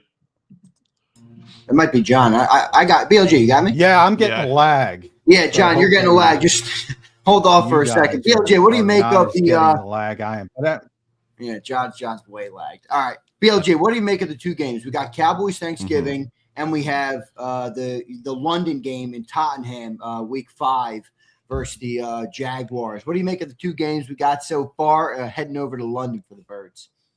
Yeah, first trip back there since 2018. I mean, you always look at it, I feel like it's a good thing when you're playing a team on the road and that road team is losing, the home field advantage. Now, obviously, the Jags have played in London a bunch. I don't really know if that means anything in terms of them actually having any kind of base over there. Right. I'm sure there will be a lot of Eagles fans at the game, just like there were in 2018, in addition to a lot of just neutral fans or whatever. But yeah, so I think, that's always a good thing when your road team loses that true home field advantage. And the Cowboys game, I think a lot of people are interested in the holiday games. I think it's kind of a split. I'm personally not as big of a fan of that, but that's obviously related to right. Yeah, it's not. Those are personal things for us. For Yeah. sure. But for the team, I think it's interesting. For the fans, I think it's interesting to be in that national spotlight there. I mean, the reality is the Eagles have struggled to win in Dallas for some time now. I think they're 1-7 in their last games down in AT&T Stadium. That one win was over Cooper Rush back in 2024. So it might not be a fun holiday based on the recent history of the Eagles playing down there in Dallas, but it should be an exciting matchup. Yeah, you don't want to. Hopefully, I'm not as lagging now as I jumped off and jumped back on. So we'll see how it goes, BLG. But when I think back when I talk about the schedule, and I think back to 2024, I made a lot of, boy, it's tough to go to Brazil and give up a home game and play against a fellow NFC contender. And that was like a big offseason talking point for me. Mm-hmm. And, it ends up the Eagles were obviously they didn't take off till week 5, but they ended up being a really good team. They ended up winning that game, persevering, winning the game. And ultimately, after the bye, they win 16 of 17, whatever it was. And bottom line is, if you're good, it doesn't matter where you play, what the situation is, you're going to win the game. Has that sort of taken, that was a shift for me. Have you gotten to that point? Because we all get excited about the schedule, but does it really mean that much? I think you want to avoid like the major pitfalls. For example, if you're having to play on a road 3 times in a row, that's typically tough for teams to be in that, that third road game. Or, looking at the rest advantages, disadvantages, if, you're playing a big game against the Cowboys where they have a lot of extra rest and you're coming off short rest, that could be a tough spot to be in. I mean, it is what it is. Can't do anything other than just like, kind of try to look out for that ahead of time. And I guess, you would hope that the team does their best to prepare for those situations. But yeah, I mean, to a larger point, yes, if you're good, you'll win those games. But I do think there are certain spots where, you can get lucky in terms of how it's structured and you can get unlucky. Yeah, good stuff. Bill, are you going to head out to London, BLJ? I don't think I'm going to London. No. Yeah, we'll see. We'll see how many people head out there. BLJ, I got to ask you about Kevin Patulo. So he made some comment. I go on social media like, whoa, Kevin Patulo's back on my feed. What happened here? He makes some comments about contributing to basically building the Eagles up, from the ground up with Nick Sirianni starting in 2021. Just kind of your initial takeaways on those comments from Kevin Patulo. Well, I think it's, I'm not the first person to say this, but kind of disappointing that we get, Kevin Patulo in Miami before we get Sean Mannion still here in Philadelphia. Still haven't heard from him. Yeah, that's a good point. I'm sure we will, somewhat soon here with OTAs coming up, but still. Probably after June, though. I'm thinking with AJ. I think they want to wait till after he's gone. But it's been a while is the point. And it'd be nice, especially now that, a lot of their purported reasoning is like, oh, we don't want to give away our strategy and free agency in the draft. Well, all right, those things are over. So let's hear. Also, obviously, after this week, not much going on after the schedule release. So anyway, back to Patulo. I think he's sticking his chest out. I think he obviously feels some kind of way about how things went last year. And it's fair for him to, I think, feel some kind of way, but at the same time, the results weren't there, and it's a results-oriented business. And if he wants to, kind of stand on what he's done or contributed to, there's some truth to that. But I also think it's not like he's the main architect of the Eagles' success over these past few years. So ultimately, I think this is a better role for him in terms of. He's not going to be like the guy as opposed to just contributing. So, we'll see how it goes down there in Miami. Yeah, I think it's fair. Like I said, it's fair to say, all right, he didn't work as an offensive coordinator versus, I remember Nick's first press conference, the disastrous press conference that everybody talks about, the Zoom, and he mentioned Kevin. And he was like, Kevin's, helping me interview. I'm like, who the fuck is Kevin? I mean, that factually, like he was Nick's right hand man. He was the guy who was setting up interviews for assistant coaches, and he was the assistant head. It's like factual information. Why do people okay, he didn't work as an offensive coordinator. That's fair, but he was a big part of building up this culture with Nick Sirianni. Why is that controversial? And why wouldn't he brag about that? He was going to, when he got COVID, BLG, he was going to be the head coach. That's right. Against the Jets. Yeah. I think, it just comes back to people want a scapegoat. And that doesn't mean scapegoat. Scapegoat doesn't mean like the person who takes the fall, but was actually, not to blame. There's obviously level of blame he deserved, but it's never as simple as it's just one person. And I think people typically just want that one person to point to, because then it's easier to be like, well, we got rid of the problem. The one. Yeah. Yeah. Which is never the case. Guy, he's gone now. And then he's terrible. Yeah. It's just not that simple. But I think people just like to dumb it down to that. Well, speaking of Sean Mannion, we haven't heard from him yet, but we did hear a report this week from Jeremy Fowler, BLG. About a month after Jeremy Fowler reported that Jalen was at a crossroads, now he reports that Jalen Hurts and Sean Mannion have hit it off. Are you buying that report, BLG? What is that a report or is that a conversation on television? I don't know.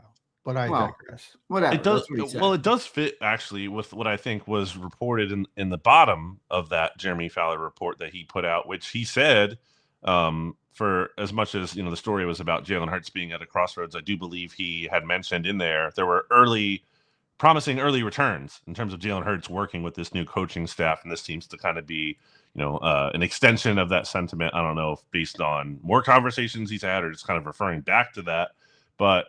In any case, this is such like a May, what did this come out over the weekend? Like May 10th kind of thing that gets put out there. I'm not saying there's nothing to it, but it's the honeymoon phase. Of course, everyone's getting along and everything's going great. There haven't been actual games played yet. It's all just, stuff on. They actually haven't done real practices yet because you're not allowed to do that at this point in OTAs. You're doing some install things, on the field, some workouts in the meeting rooms, like different kind of things like that. But they haven't even had a 7-on-7 yet.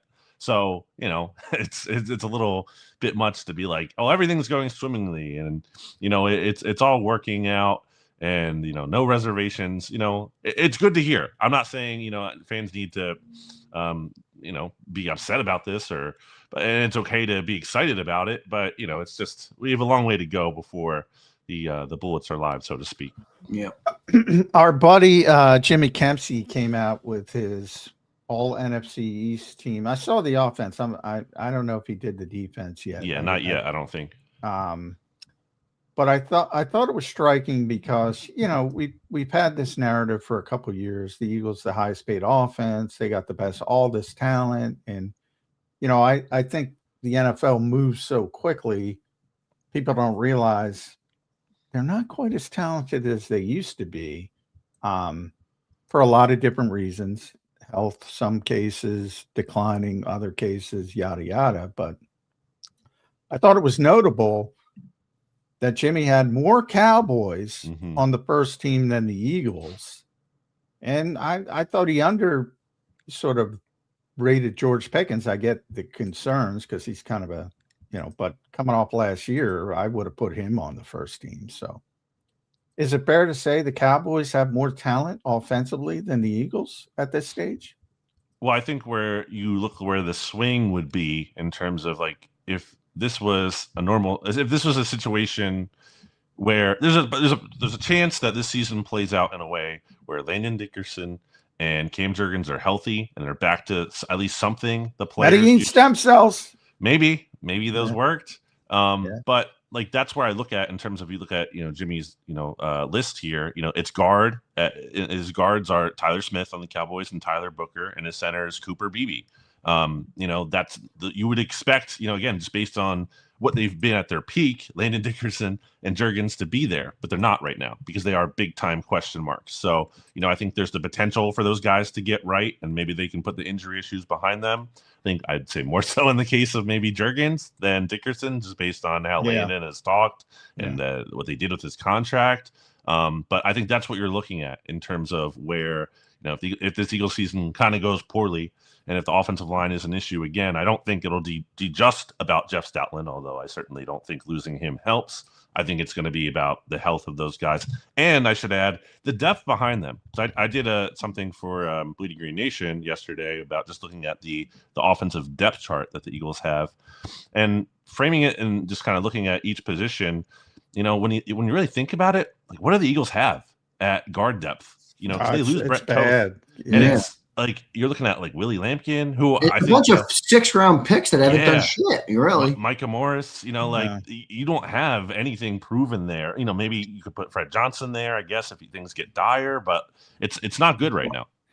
I'm kind of surprised they didn't sign Michael Jordan, who was in not the Michael Jordan, but the football player, because he's, you know, he started a bunch of games. I expect him to bring in some kind of veteran presence, unless they really believe that Drew Kendall can be a Brett Toth and he can handle everything, which we'll see. But I'm with you. That is a concern when it comes to depth.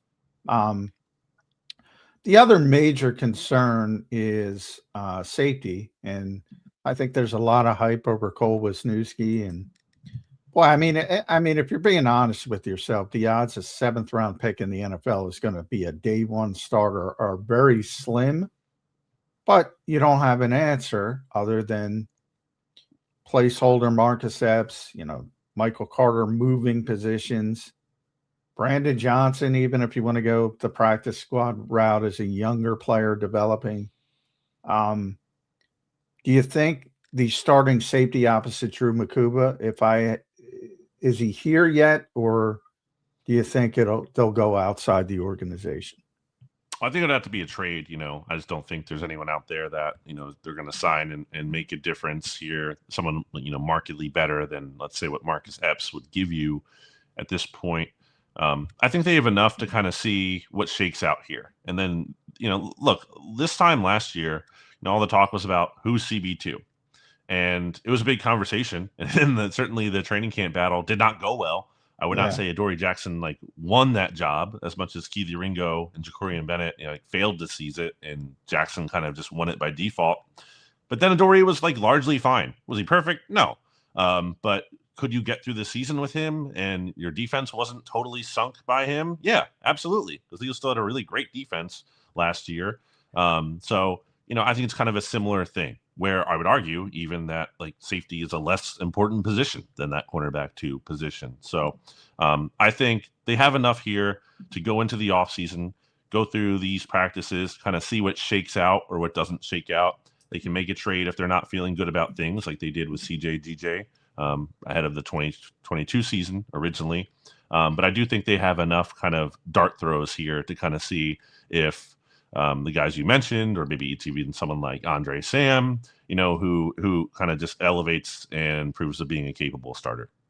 Bill G, you think there's a chance for like a wild card at that spot? Meaning maybe they think about moving Cooper to Jean. Like, I don't think they would, but it's got to be on the table, I guess, when you consider how many cornerbacks they have. Do you think that's on the table at all? I don't, in terms of like a full-time move, you know, that, you know, unless things get really dire, or if someone really steps up. And Vic had talked about that in the past too. He's talked about, you know, if we had a really great nickel who wasn't Cooper to Jean, emerges, then we feel better about moving him. But until one of those things happens, you know, I don't think so. You know, maybe you see Cooper in there in base, but obviously they're not going to play base too much. So yeah, I don't buy that as much. Circle back to Sean Mannion real quick. Do you get I get the feeling like the defense is going to have to carry this team for the first month or so. To me, in the best case scenario, even if he's great and even he's natural that everybody talks him up to be, first time play caller, new offense, you're asking the quarterback to do a bunch of different things. You know, one of the things with that Jeremy Fowler thing we talked about before, you know, was also like Jalen's pushed back. That was also part of the report. He's pushed back at this in the past, and he seems more open to it. So in theory, he's going to be doing a lot of different things. This strikes me in the best case scenario, Brandon, there's going to be growing pains at the bare minimum. Is that how you kind of see it? If you're looking at the most optimistic scenario, I think you could spin it that Mannion has new ideas and the league, you know, might not be ready for those. I think more likely it is what you're saying, and that it could need some time to kind of figure this out. I mean, he's a first-time play caller. Kevin Patulo was also a first-time play caller last year.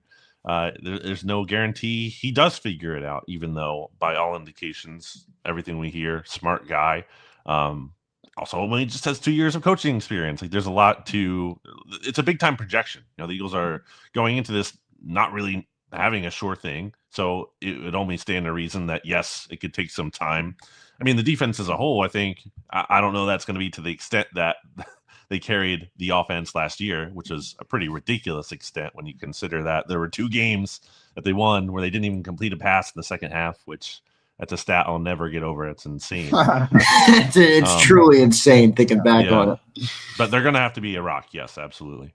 BLG, what do you think about Devontae Smith? It feels like obviously a lot of confidence in Devontae. We know about how talented of a player he is, but it does feel like to me that some Eagle fans are maybe putting the cart before the horse there in terms of making the jump. I mean, you're looking at A.J. Brown. If you look at his double team percentage, I saw somewhere put it at 48%. Now, I think it went down a little bit last season, but he's obviously been a guy who's attracted most of the defensive attention in almost Devontae's entire career here. Now Devontae shifts to that number 1. How big of a jump do you think that is for Devontae, and what's kind of your confidence level in him to be able to, hold that burden? Yeah, full confidence. I mean, it's fair to point out that, AJ draws attention, but he also draws targets away from Devontae and volume. And I think, just going back to, I know it wasn't a great game for the Eagles as a whole, but going back to the performance that he had in that 2023 Eagles-Bucks wildcard game that they lost down in Tampa, he was awesome in that game. And AJ didn't play because he got hurt in the regular season finale that year. That's just one example. But I mean, he's going back to who he was in college. The season he had last year when AJ was here, I think Devontae is more than ready to take on this role. I think there's more than enough evidence to suggest that he can do it because he's just an awesome player all around. Yeah, I'm with you with Devontae. I don't even I get asked questions about different players all the time. He's one of the few players I literally don't even think about. I don't worry that in a good way because I know he's going to produce. And so I'm with you there. Now, as you look at the supplemental guys, Dontavian Wicks and Mekhi Lemon, most notably, I think the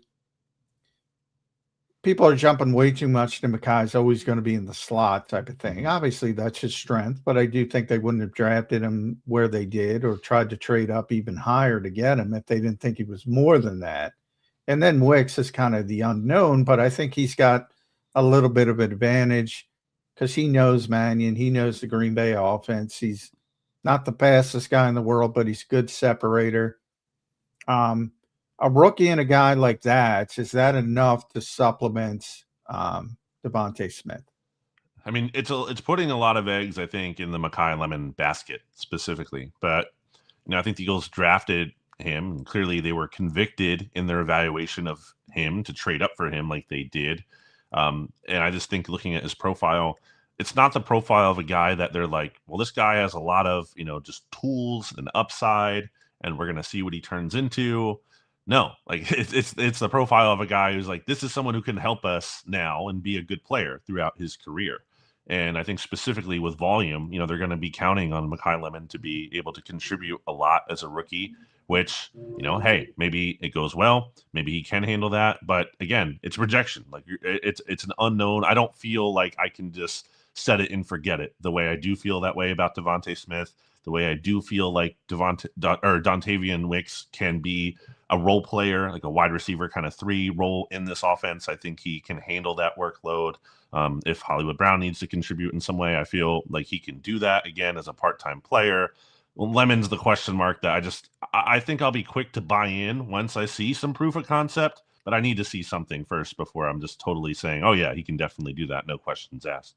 Well, are we expecting the ball to be spread around a lot more in this newer offense? Like with AJ and Devontae, it was obviously a very concentrated group of who got the targets. Part of that's on the style of the quarterback. Part of that's on just how good those players are. You're not going to go away from that. But do we see that changing? I had someone say to me the other day, well, we got more depth at receiver. I'm like, so are you assuming that Mannion is going to draw up plays for the 4th and 5th and 6th option? Or that Hurts is going to get through that type of progression? Like, what does that really look like? To me, it feels like it's going to be the same thing in terms of targets. How do you see it, BLJ? Yeah, that's a really good question. And I think to me, it's less of a question of Mannion and more of a question of Jalen Hurts, because I think so much of who he throws to, and this isn't unique to, just him, but a lot of quarterbacks, but I think is especially heightened and intensified with Jalen, is that he really values trust when it comes to the targets that he's throwing to. He's not going to throw to someone almost at all if he doesn't trust them. So I think that's going to be big here, and we'll see if who earns his trust. Obviously, we know he can throw to Devontae Smith. We know he can throw to Dallas Goedert, and Nick Sirianni in the past has kind of set the table for Goddard, AJ Brown, Devontae being the top 3 targets, and everyone else kind of, they get a look here and there. I do think we'll see a little bit more of a distribution than we've seen in the past than just those 3 guys, because you have Hollywood Brown here as well. And I think just because of maybe what they're going to do offensively, they want to shift a little bit away from just having really 3 guys like that. But again, it's all going to come down to who Jalen actually trusts throwing to. And I think that's going to be really key to monitor in these offseason practices as he starts to kind of build those the chemistry with those players. At Brandon Gouton, make sure you follow BLG on the X platform, bleedinggreennation.com. Check it out every day for all your Eagles news. They do a tremendous job, BLG and the staff there. So make sure you bookmark that. We got a lot of mileage out of this. I yesterday, I don't know if you saw it or put it up in your link page, but Greg Rosenthal, longtime, NFL media reporter. So, reputable guy. He's got his own podcast. They did a draft of the NFL head coaches. And he was joined by Jordan Rodriguez, who does a good job covering the Rams, and Ollie Connolly, who's a UK guy, but he was the first one, I think, that had the done deal with Jonathan Bernard. So reputable people. And again, it's a draft. It's not a ranking. So it's a little bit different, but it is list season. And Nick Sirianni came in at number 18. 18. Boy, these lists are all, goofy, and we have fun with them sometimes. And I know people get upset, but what are we doing here? 18?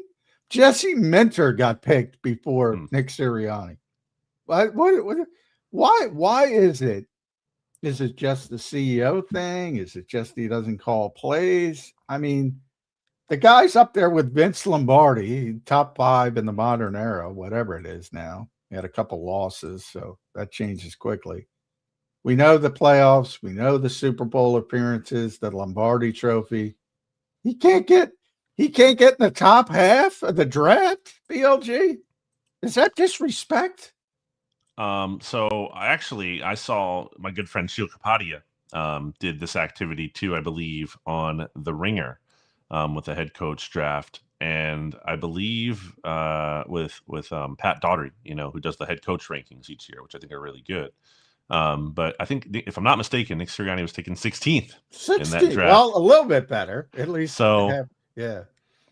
I mean, I think that kind of speaks to how Sirianni is viewed in like the, football discussion atmosphere here online. And look, I'm obviously someone who's pretty skeptical or pretty critical. Yeah, you've been pretty, which is fine, I mean, head coaches get criticism, but it's amazing to me because John Harbaugh was 16th in this particular one. Nick was 18th. Mike McCarthy was 19th. Yeah. Todd Bowles was 20. It's like guys have been around for a while and had success, but you can poke holes because they don't win every year. Dan Quinn was 22. Stefanski, 2-time coach of the year, was 24. And it's all like the young, newer guys who are, this guy's hot. It's like the Mugabe. Are you a Zoolander fan?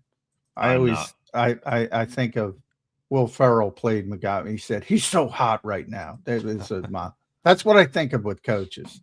And you get the guys who are like Liam Cohen was already 13th. It's like Jesse Minter hasn't coached an NFL game. Think about the wins from John Harbaugh, Nick Sirianni, Mike McCarthy, Todd Bowles, Dan Quinn. Think about all those wins and Jesse Minter. There are a lot of people who would say, yeah, I'd rather have Jesse Minter. Jesse Minter might be awesome, but I mean, How do we know? We don't. And to argue with myself, I think when you come to rankings, you do have to kind of like other people too, right? You can't just be like, well, I feel this way about this person in a box. Like you have to, and that's something I do struggle with sometimes. There aren't many coaches I think I do like think that are incredibly great. You know, it's few and far between in terms of, you know, like the elite of the elite in the NFL. And I think there's a wide middle after that. And I think Sirianni, you know, I tend to think he falls somewhere more in that range, even though he has the like inarguable track record in terms of win losses, but always comes back to, you know, what is he specifically bringing to the table that you feel very confident about? And that's a question I struggle to feel always great about. Describing again in detail as much as, you know, you can say in broad strokes. So I don't think it's crazy he's ranked there. But I also think if you're someone who is making the case for him to be higher, just based on what he's accomplished, I mean, obviously he has a big leg to stand on there. No doubt. BLG, last question for me. Does it feel like the kind of the gravitas that the Eagles have had the last 4 years is wearing thin a little bit at this point? They've been a really amazing team, and I think fans have known it. You know, like even our viewership here on Birds 365, people just know the Eagles are a great football team. And they have been for 4 years now. Obviously, you had some ups and downs, but do you feel like that's fading a little bit, or do you feel like that window is closing a little bit? I think this season is kind of a swing. Not in terms of like it shouldn't be in the big picture in terms of having trust and faith in Jeffrey Lurie and Howie Roseman at the top. But I do think, you know, coming off the season they just did, you know, in years past, they've clearly bounced back from these down seasons and gone to the Super Bowl. Right. So, you know, it's possible they swing back to that. Not even just make, let's say they don't even make the Super Bowl, but, you know, win a playoff game, you know, have what's generally considered to be like a positive season, Right. a good run. A good looking team, not an awful offense that gets bounced. Exactly. Exactly. They perform somewhere to where they should be expected to, as opposed to last year with offense is just, you know, a massive disappointment. Then, yeah, you know, you're feeling, I think, relatively good. I think there's a chance that things kind of crumble. And this specific era of Eagles football, not meaning so much Jeffrey Lurie and Howie Roseman, but maybe more so the coach, the quarterback, some of the key players, especially some players who might be older and headed out. Like maybe this era is kind of winding down and they kind of need to turn the page and transition to who the next core and, you know, like the faces of this next era could potentially be if things go bad this year. I think that's very real. It's not just Jalen Hurts in a crossroad season. I think it's, you know, the organization as a whole in that regard in terms of how this could look a lot different, I think, next year if things go poorly. Fair enough. Good stuff. BLG joining us here today on a Wednesday edition of Birds 365. Make sure you guys follow him at Brandon Gowton. Read all his work at bleedinggreennation.com. Really one of the best Eagle websites. You go there, you get all your news. You see him source everybody's articles so you can keep up to date with all the latest in Eagle land. BLG, thanks for doing it today, brother. We appreciate talking to you every week. We'll talk to you again soon. Sounds good, guys. Bud. See you. See you. Brandon Gowton joining us right here on Birds 365. Good show today, Johnny Mac. A little Sixer talk. Yeah, I had a lag though. I had a good run. I've been having a lucky run. And then all of a sudden, it was like that was a long lag, John. I talked and it was like. Well, I could tell. Yeah, I could tell. During the mic interview, I don't know what happened. I don't know. It drives me crazy, but hopefully we got through it. We did forget because Mike and I. Local people love when we would argue about the Sixers, so we got into that Sixers wormhole. But and Mike, you know, going for that vice president of business operations job with the Sixers, he's going to get that thing. But the international games were announced, you know, and I said we'd mention them. I don't know if we want to run them all down, but Week 1, which we already knew, 49ers, Rams in Melbourne, Australia. Week 3, Ravens, Cowboys in Brazil, which we already knew. Colts, Commanders at Tottenham Hotspur the week before the Eagles are there, October 4th. October 11th, Eagles, Jags in Tottenham. October 18th is the Texans, Jags at Wembley. So they'll be back-to-back London as they usually are, the Jags. They're 2 home games. October 25th, Week 7, Steelers and Saints are in Paris, France. First game in Paris. Week 9, November 8th, Bengals, Falcons in Madrid. What did Madrid do to get the Bengals and Falcons in your front? That's your first step into Madrid? Come on, NFL. Nothing to get. I'll get hate Well, I from guess Vegas. Joe Burrow. You get Joe Burrow, maybe. Bengals, Falcons. Come on. November, week 10, Patriots, Lions in Munich, Germany. And the final one, November 22nd, Mexico City, Vikings, 49ers. Those are your international games. Yeah, la-di-da. Not bad. Not a bad slate of international games. They don't excite me, John. They just don't. They don't. They annoy me. I'm okay with the London games, and it's just because the ultimate goal, I think, is to at one point was to have a team there. Now that's changed to, because it'd be a logistical nightmare. That's changed to they want a full season of international games. So ultimately, you're going to get the 17 international games, and they'll do it that way.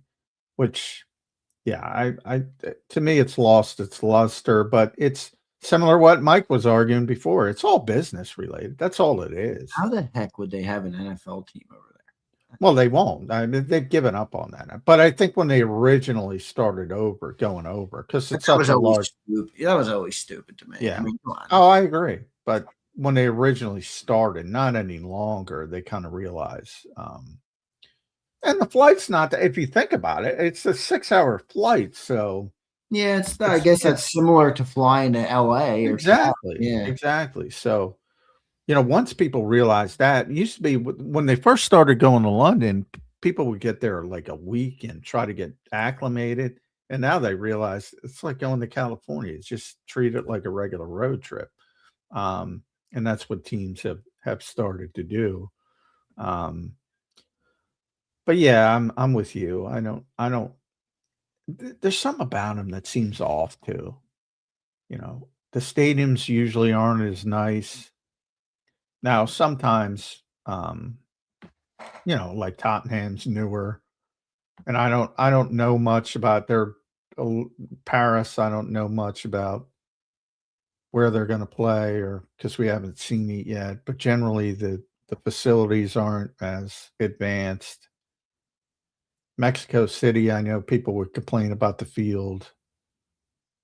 And Brazil, tons of complaints about the field. It's like, what are we doing here? They're high-level athletes. Think about the World Cup coming here, and it's the opposite. They're changing out the turf that everybody hates. That's what bothers me. It's like, are they being cheap? I mean, what the fuck? What's even the value of that? It doesn't even make sense. Yeah, they are being cheap. So, it works both all things ways. They don't need to be. I think cheap is one of them. I don't think they need to be cheap. Well, one thing, they try to wring out every last stinking dime, to Mike's point. But, with the Sixers earlier. But, yeah, those are your international games. So we promised it. There, we delivered. There you go. Good stuff. All right, Johnny Mac, your final thoughts today, the Kevin Patulo conversation.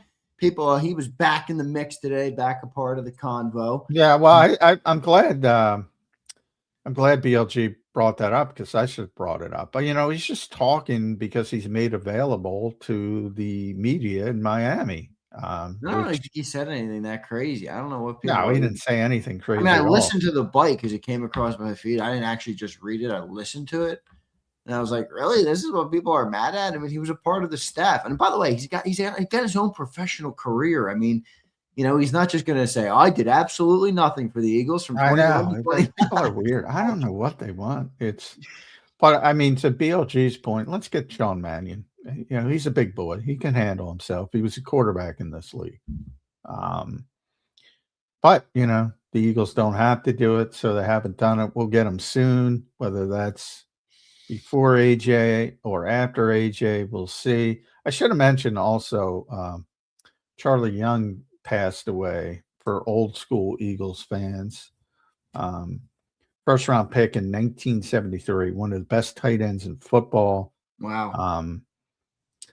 I think he was the 6th overall pick. He was an all-pro as a rookie. He only played 3 years here, and he made the Pro Bowl, I think, all 3 years. One of the underrated all-time great Eagles, I think. And people forget about him because he wasn't here that long, but he did pass away. He was 75. So hat tip to Charlie Young, one of the better tight ends in Eagles history. No doubt. Rest in peace. There you go. Good stuff. All right, Johnny Mac, great show today, man. We will catch up with you tomorrow morning. Maybe we'll have some more comments from somebody. Who knows? At this point, there's always something that could come up. Johnny Mac, great show, man. We'll catch you tomorrow. All right. Thanks, everybody. All right. Thanks, J-Mac. There's Johnny Mac, John McMullen, joining us right here on Birds 365. Great show today. Appreciate everybody doing it. Appreciate everybody being here today. Here's Brian Pump with a super pump. My bad. Missed it. Cut the crap, fellas. Just say it. The Euros ruined the NBA. Unethical basketball. Sorry, but Bozo is on the Mount Rushmore of unethical hoops. Jeez, Pump. Doesn't surprise me that you're not an Embiid guy. I'm not really the biggest Embiid guy either. I was for a long time, but, you know. I don't know. I try not. It's like what do you do? You know, some of the injuries, are they his fault? No. Is he made of glass? For sure. But, I mean, I don't know. Do you hold that against him? Yes, to some extent. I think some of his like mentality is a bigger thing for me, but whatever. It is what it is. I really don't care that much about the Sixers.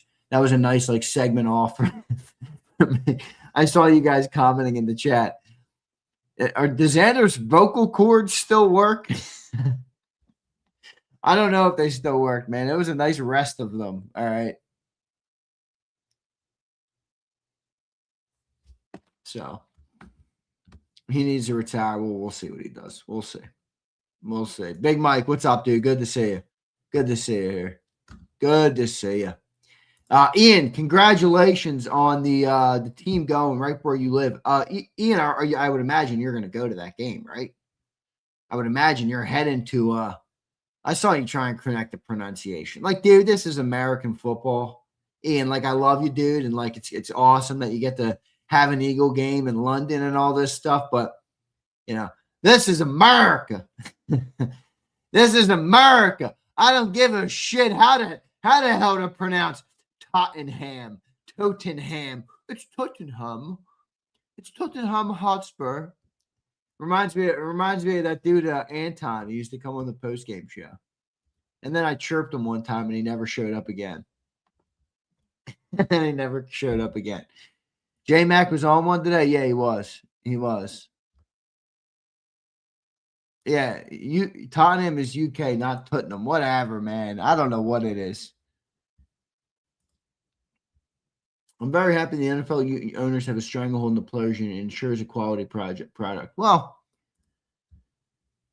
Yoshi says, don't be effing ignorant. Yoshi, the good news for me is your definition of ignorant does not matter to me, which means that I don't have to abide by your rules for what ignorance is. Football Fanatic says, we'll see if he gets all those free releases in the NFL like he did in college, Lemon. All right, Fanatic. You guys drafted a stiff at 23 overall. Let's see how that guy does. NBA Players Union ruined. Yeah, it did. That's a good point, actually. Good point. Brandon says, I believe our 7th round pick has the 23rd highest.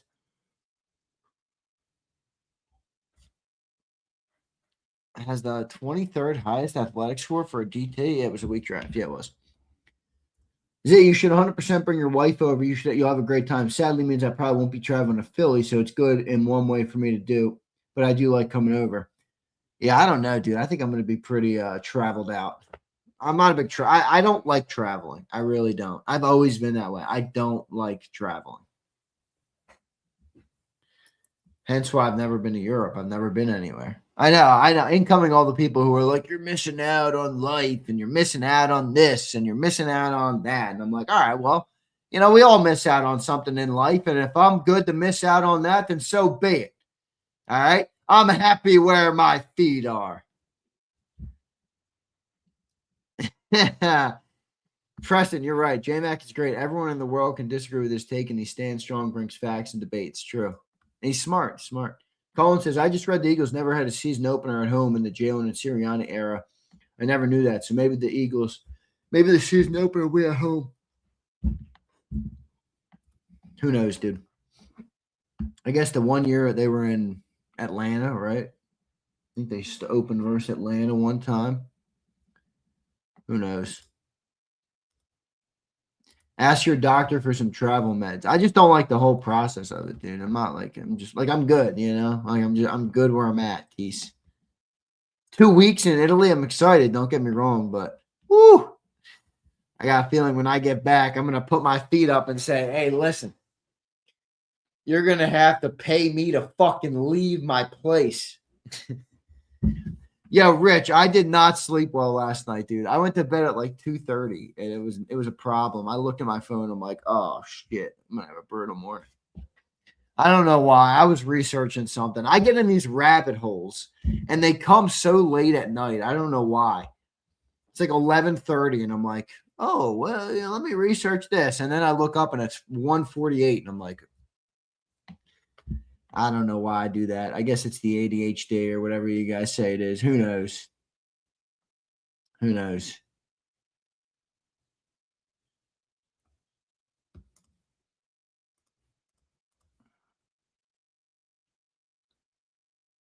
I mean, if you get the 23rd most, yeah, I don't know. And Big Mike, that's how Big Mike, I think we feel the same about this. Oh wait, you want me to see London? Okay, let me head on over to Google. Best sites from London. Oh wow, look at that. Wow, how beautiful. Wow. London, quite pretty. All right, I'm good. All right, Big Mike, I'm good, brother. That might be enough for me. I got TSA pre. Keith, I got TSA pre. My Amex Platinum card gave me TSA pre for free, actually. They gave me TSA pre. You know, Dad, you know where I want to travel, Dad? I want to travel somewhere where I can drive the hell out of my cars. That's what I want to do.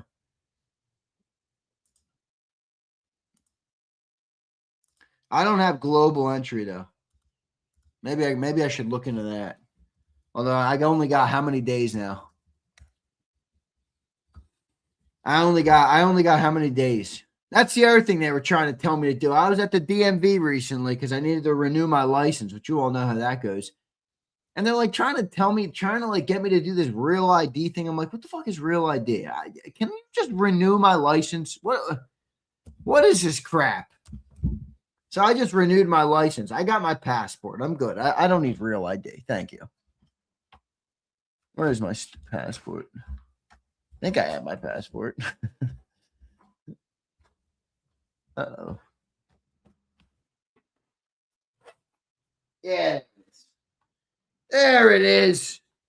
There's the passport, the good old trusty passport. Wait, how many stamps do I have? Or I guess people do those goofy stamp things. There's your boy. Yeah. I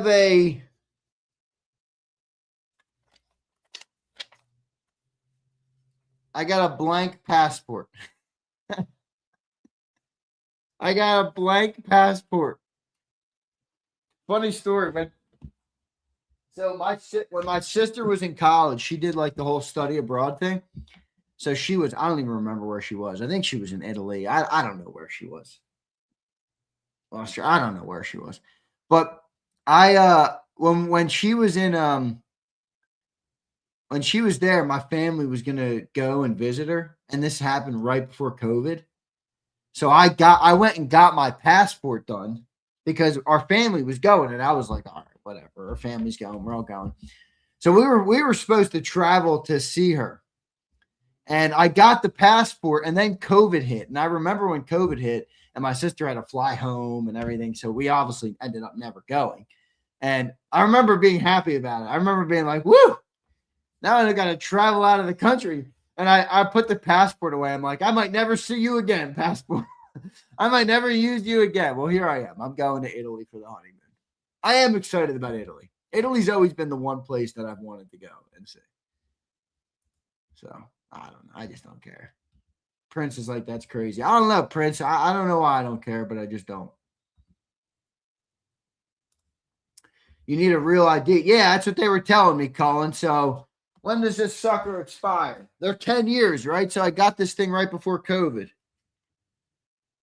Yeah, this expires in February of 2030.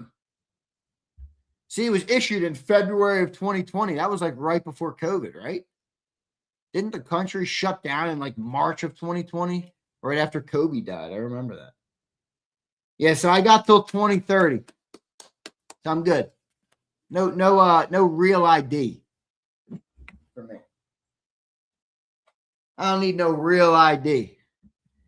Gad, what's up, dude? What up, Zander? What are your thoughts on Jalen this year? What will be a successful year in your eyes for him? 4K pat? Nah, I don't put numbers on it. I'm not putting numbers on the whole Jalen Hurts successful year thing. I think that's stupid. It's not the type of player he is. You know, he's not a high volume guy. He's not a statistic based player. He's an impact type player. And I think success in my eyes would be having the type of impact on the team that he had in like 22 and even 23. And I don't think he had that in 24 because he didn't need to. I don't think that was his fault. He didn't need to. Saquon went off and whatever. They were a run team. Last year, I think the team underperformed, and I looked to Jalen to kind of provide that again, and he didn't. So successful for me would say an impact on the team, a successful offense to the point where you don't feel like they're gonna cost you in the playoffs like they did last year. You know, that's what I think success is. They can't be this shitty, shoddy offense that nobody has confidence in, that nobody believes in, that feels like they're holding the team back. That's what they were last year. So that's how I'm gauging it. Take the 4K and the 30 and scrap them. I don't care about that. You know, I don't care about that. I have I think it's probably an America thing, Howard. I know you're in Canada. In fact, Brandon, I'm kind of tired of looking at this. I'm kind of tired of looking at this, Brandon. If you can believe it, it's still perfectly packaged with the Zander note still in there that I wrote probably 2 years ago at this point. So I'm kind of tired of looking at this. If you want to, figure out how to get it from me, that'd be great. That would be great. I really don't want it. I want you to have it one day. Zander DeMello, what's up, dude? Your dad's an extra take. I gotta ask him. Nah, we've been to Rome. I'm gonna be there for like 3 or 4 days, and then we're going to the Amalfi Coast. Yeah, that's right. The JAKIB merch made it. I forgot about that. I had a big issue with the merch. I'm trying to renew it now. Tony connected me with the guy who's going to try and get me some new merch. So we'll see when that comes. I know I owe a couple people some merch. I owe Bergen Girl. I told her I'd send her a shirt. Bergen Girl, I ordered your shirt, paid for it. Then they're like, oh, yeah, we don't have that anymore. I'm like, what do you mean? It's a fucking T-shirt. Yeah, I don't know what's going on there, Colin. I got to look into it. I got a lot of shit I got to do. This is a busy time. By the way, holy crap, am I excited to never have to do this whole wedding shit again. What a nightmare. What a nightmare it is. A whole thing. Holy crap. Too much. Marco, is that who does his merch? He does a good job. He's always got a shirt.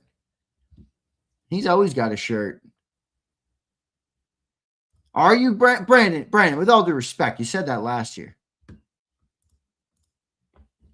I'll be around.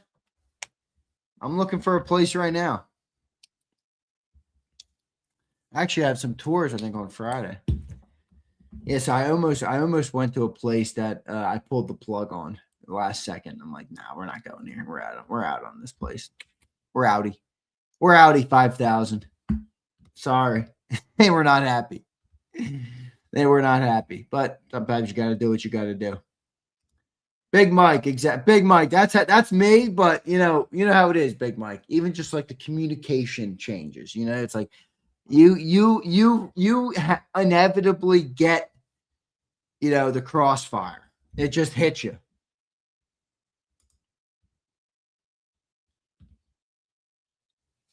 So, all right, I got to run. I got some work to do. I got to get ready for. I think I got to set my dad up for his show today for noon. Let me see what he's doing with that.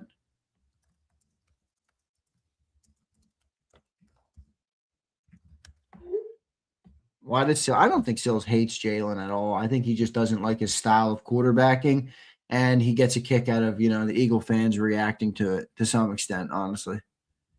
So,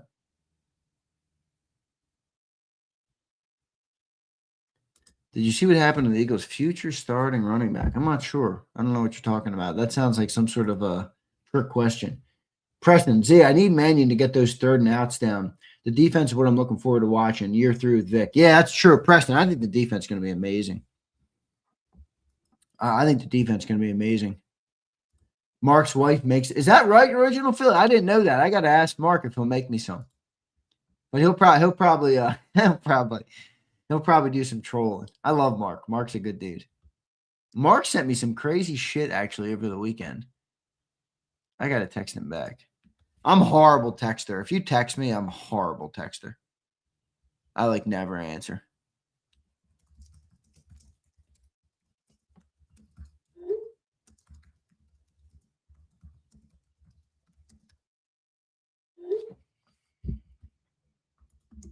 So, Mon Hardy, I got you.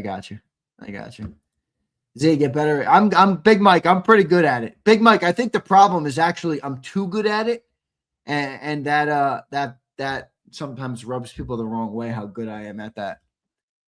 He sent me this. Mark sent me this thing. This dude who's like kind of a stalker on his channel. It is weird, I will say. I mean, these people watch these channels, and it's like.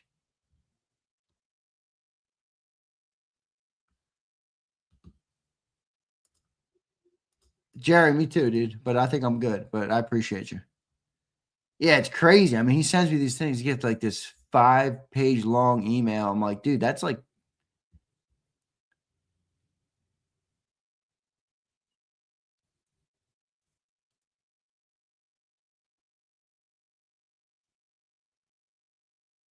Yeah, it's crazy. I mean, they're like talking about his ad. It's crazy. It's really weird. Like I would literally file for a restraining order if I got this email. He's like listing addresses and stuff.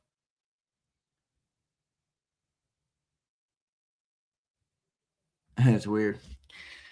But all right, love all you guys. I got to run. Appreciate it. Hit that like button. And I will catch up with you guys next time. See you, everybody. EAGLES. Eagles.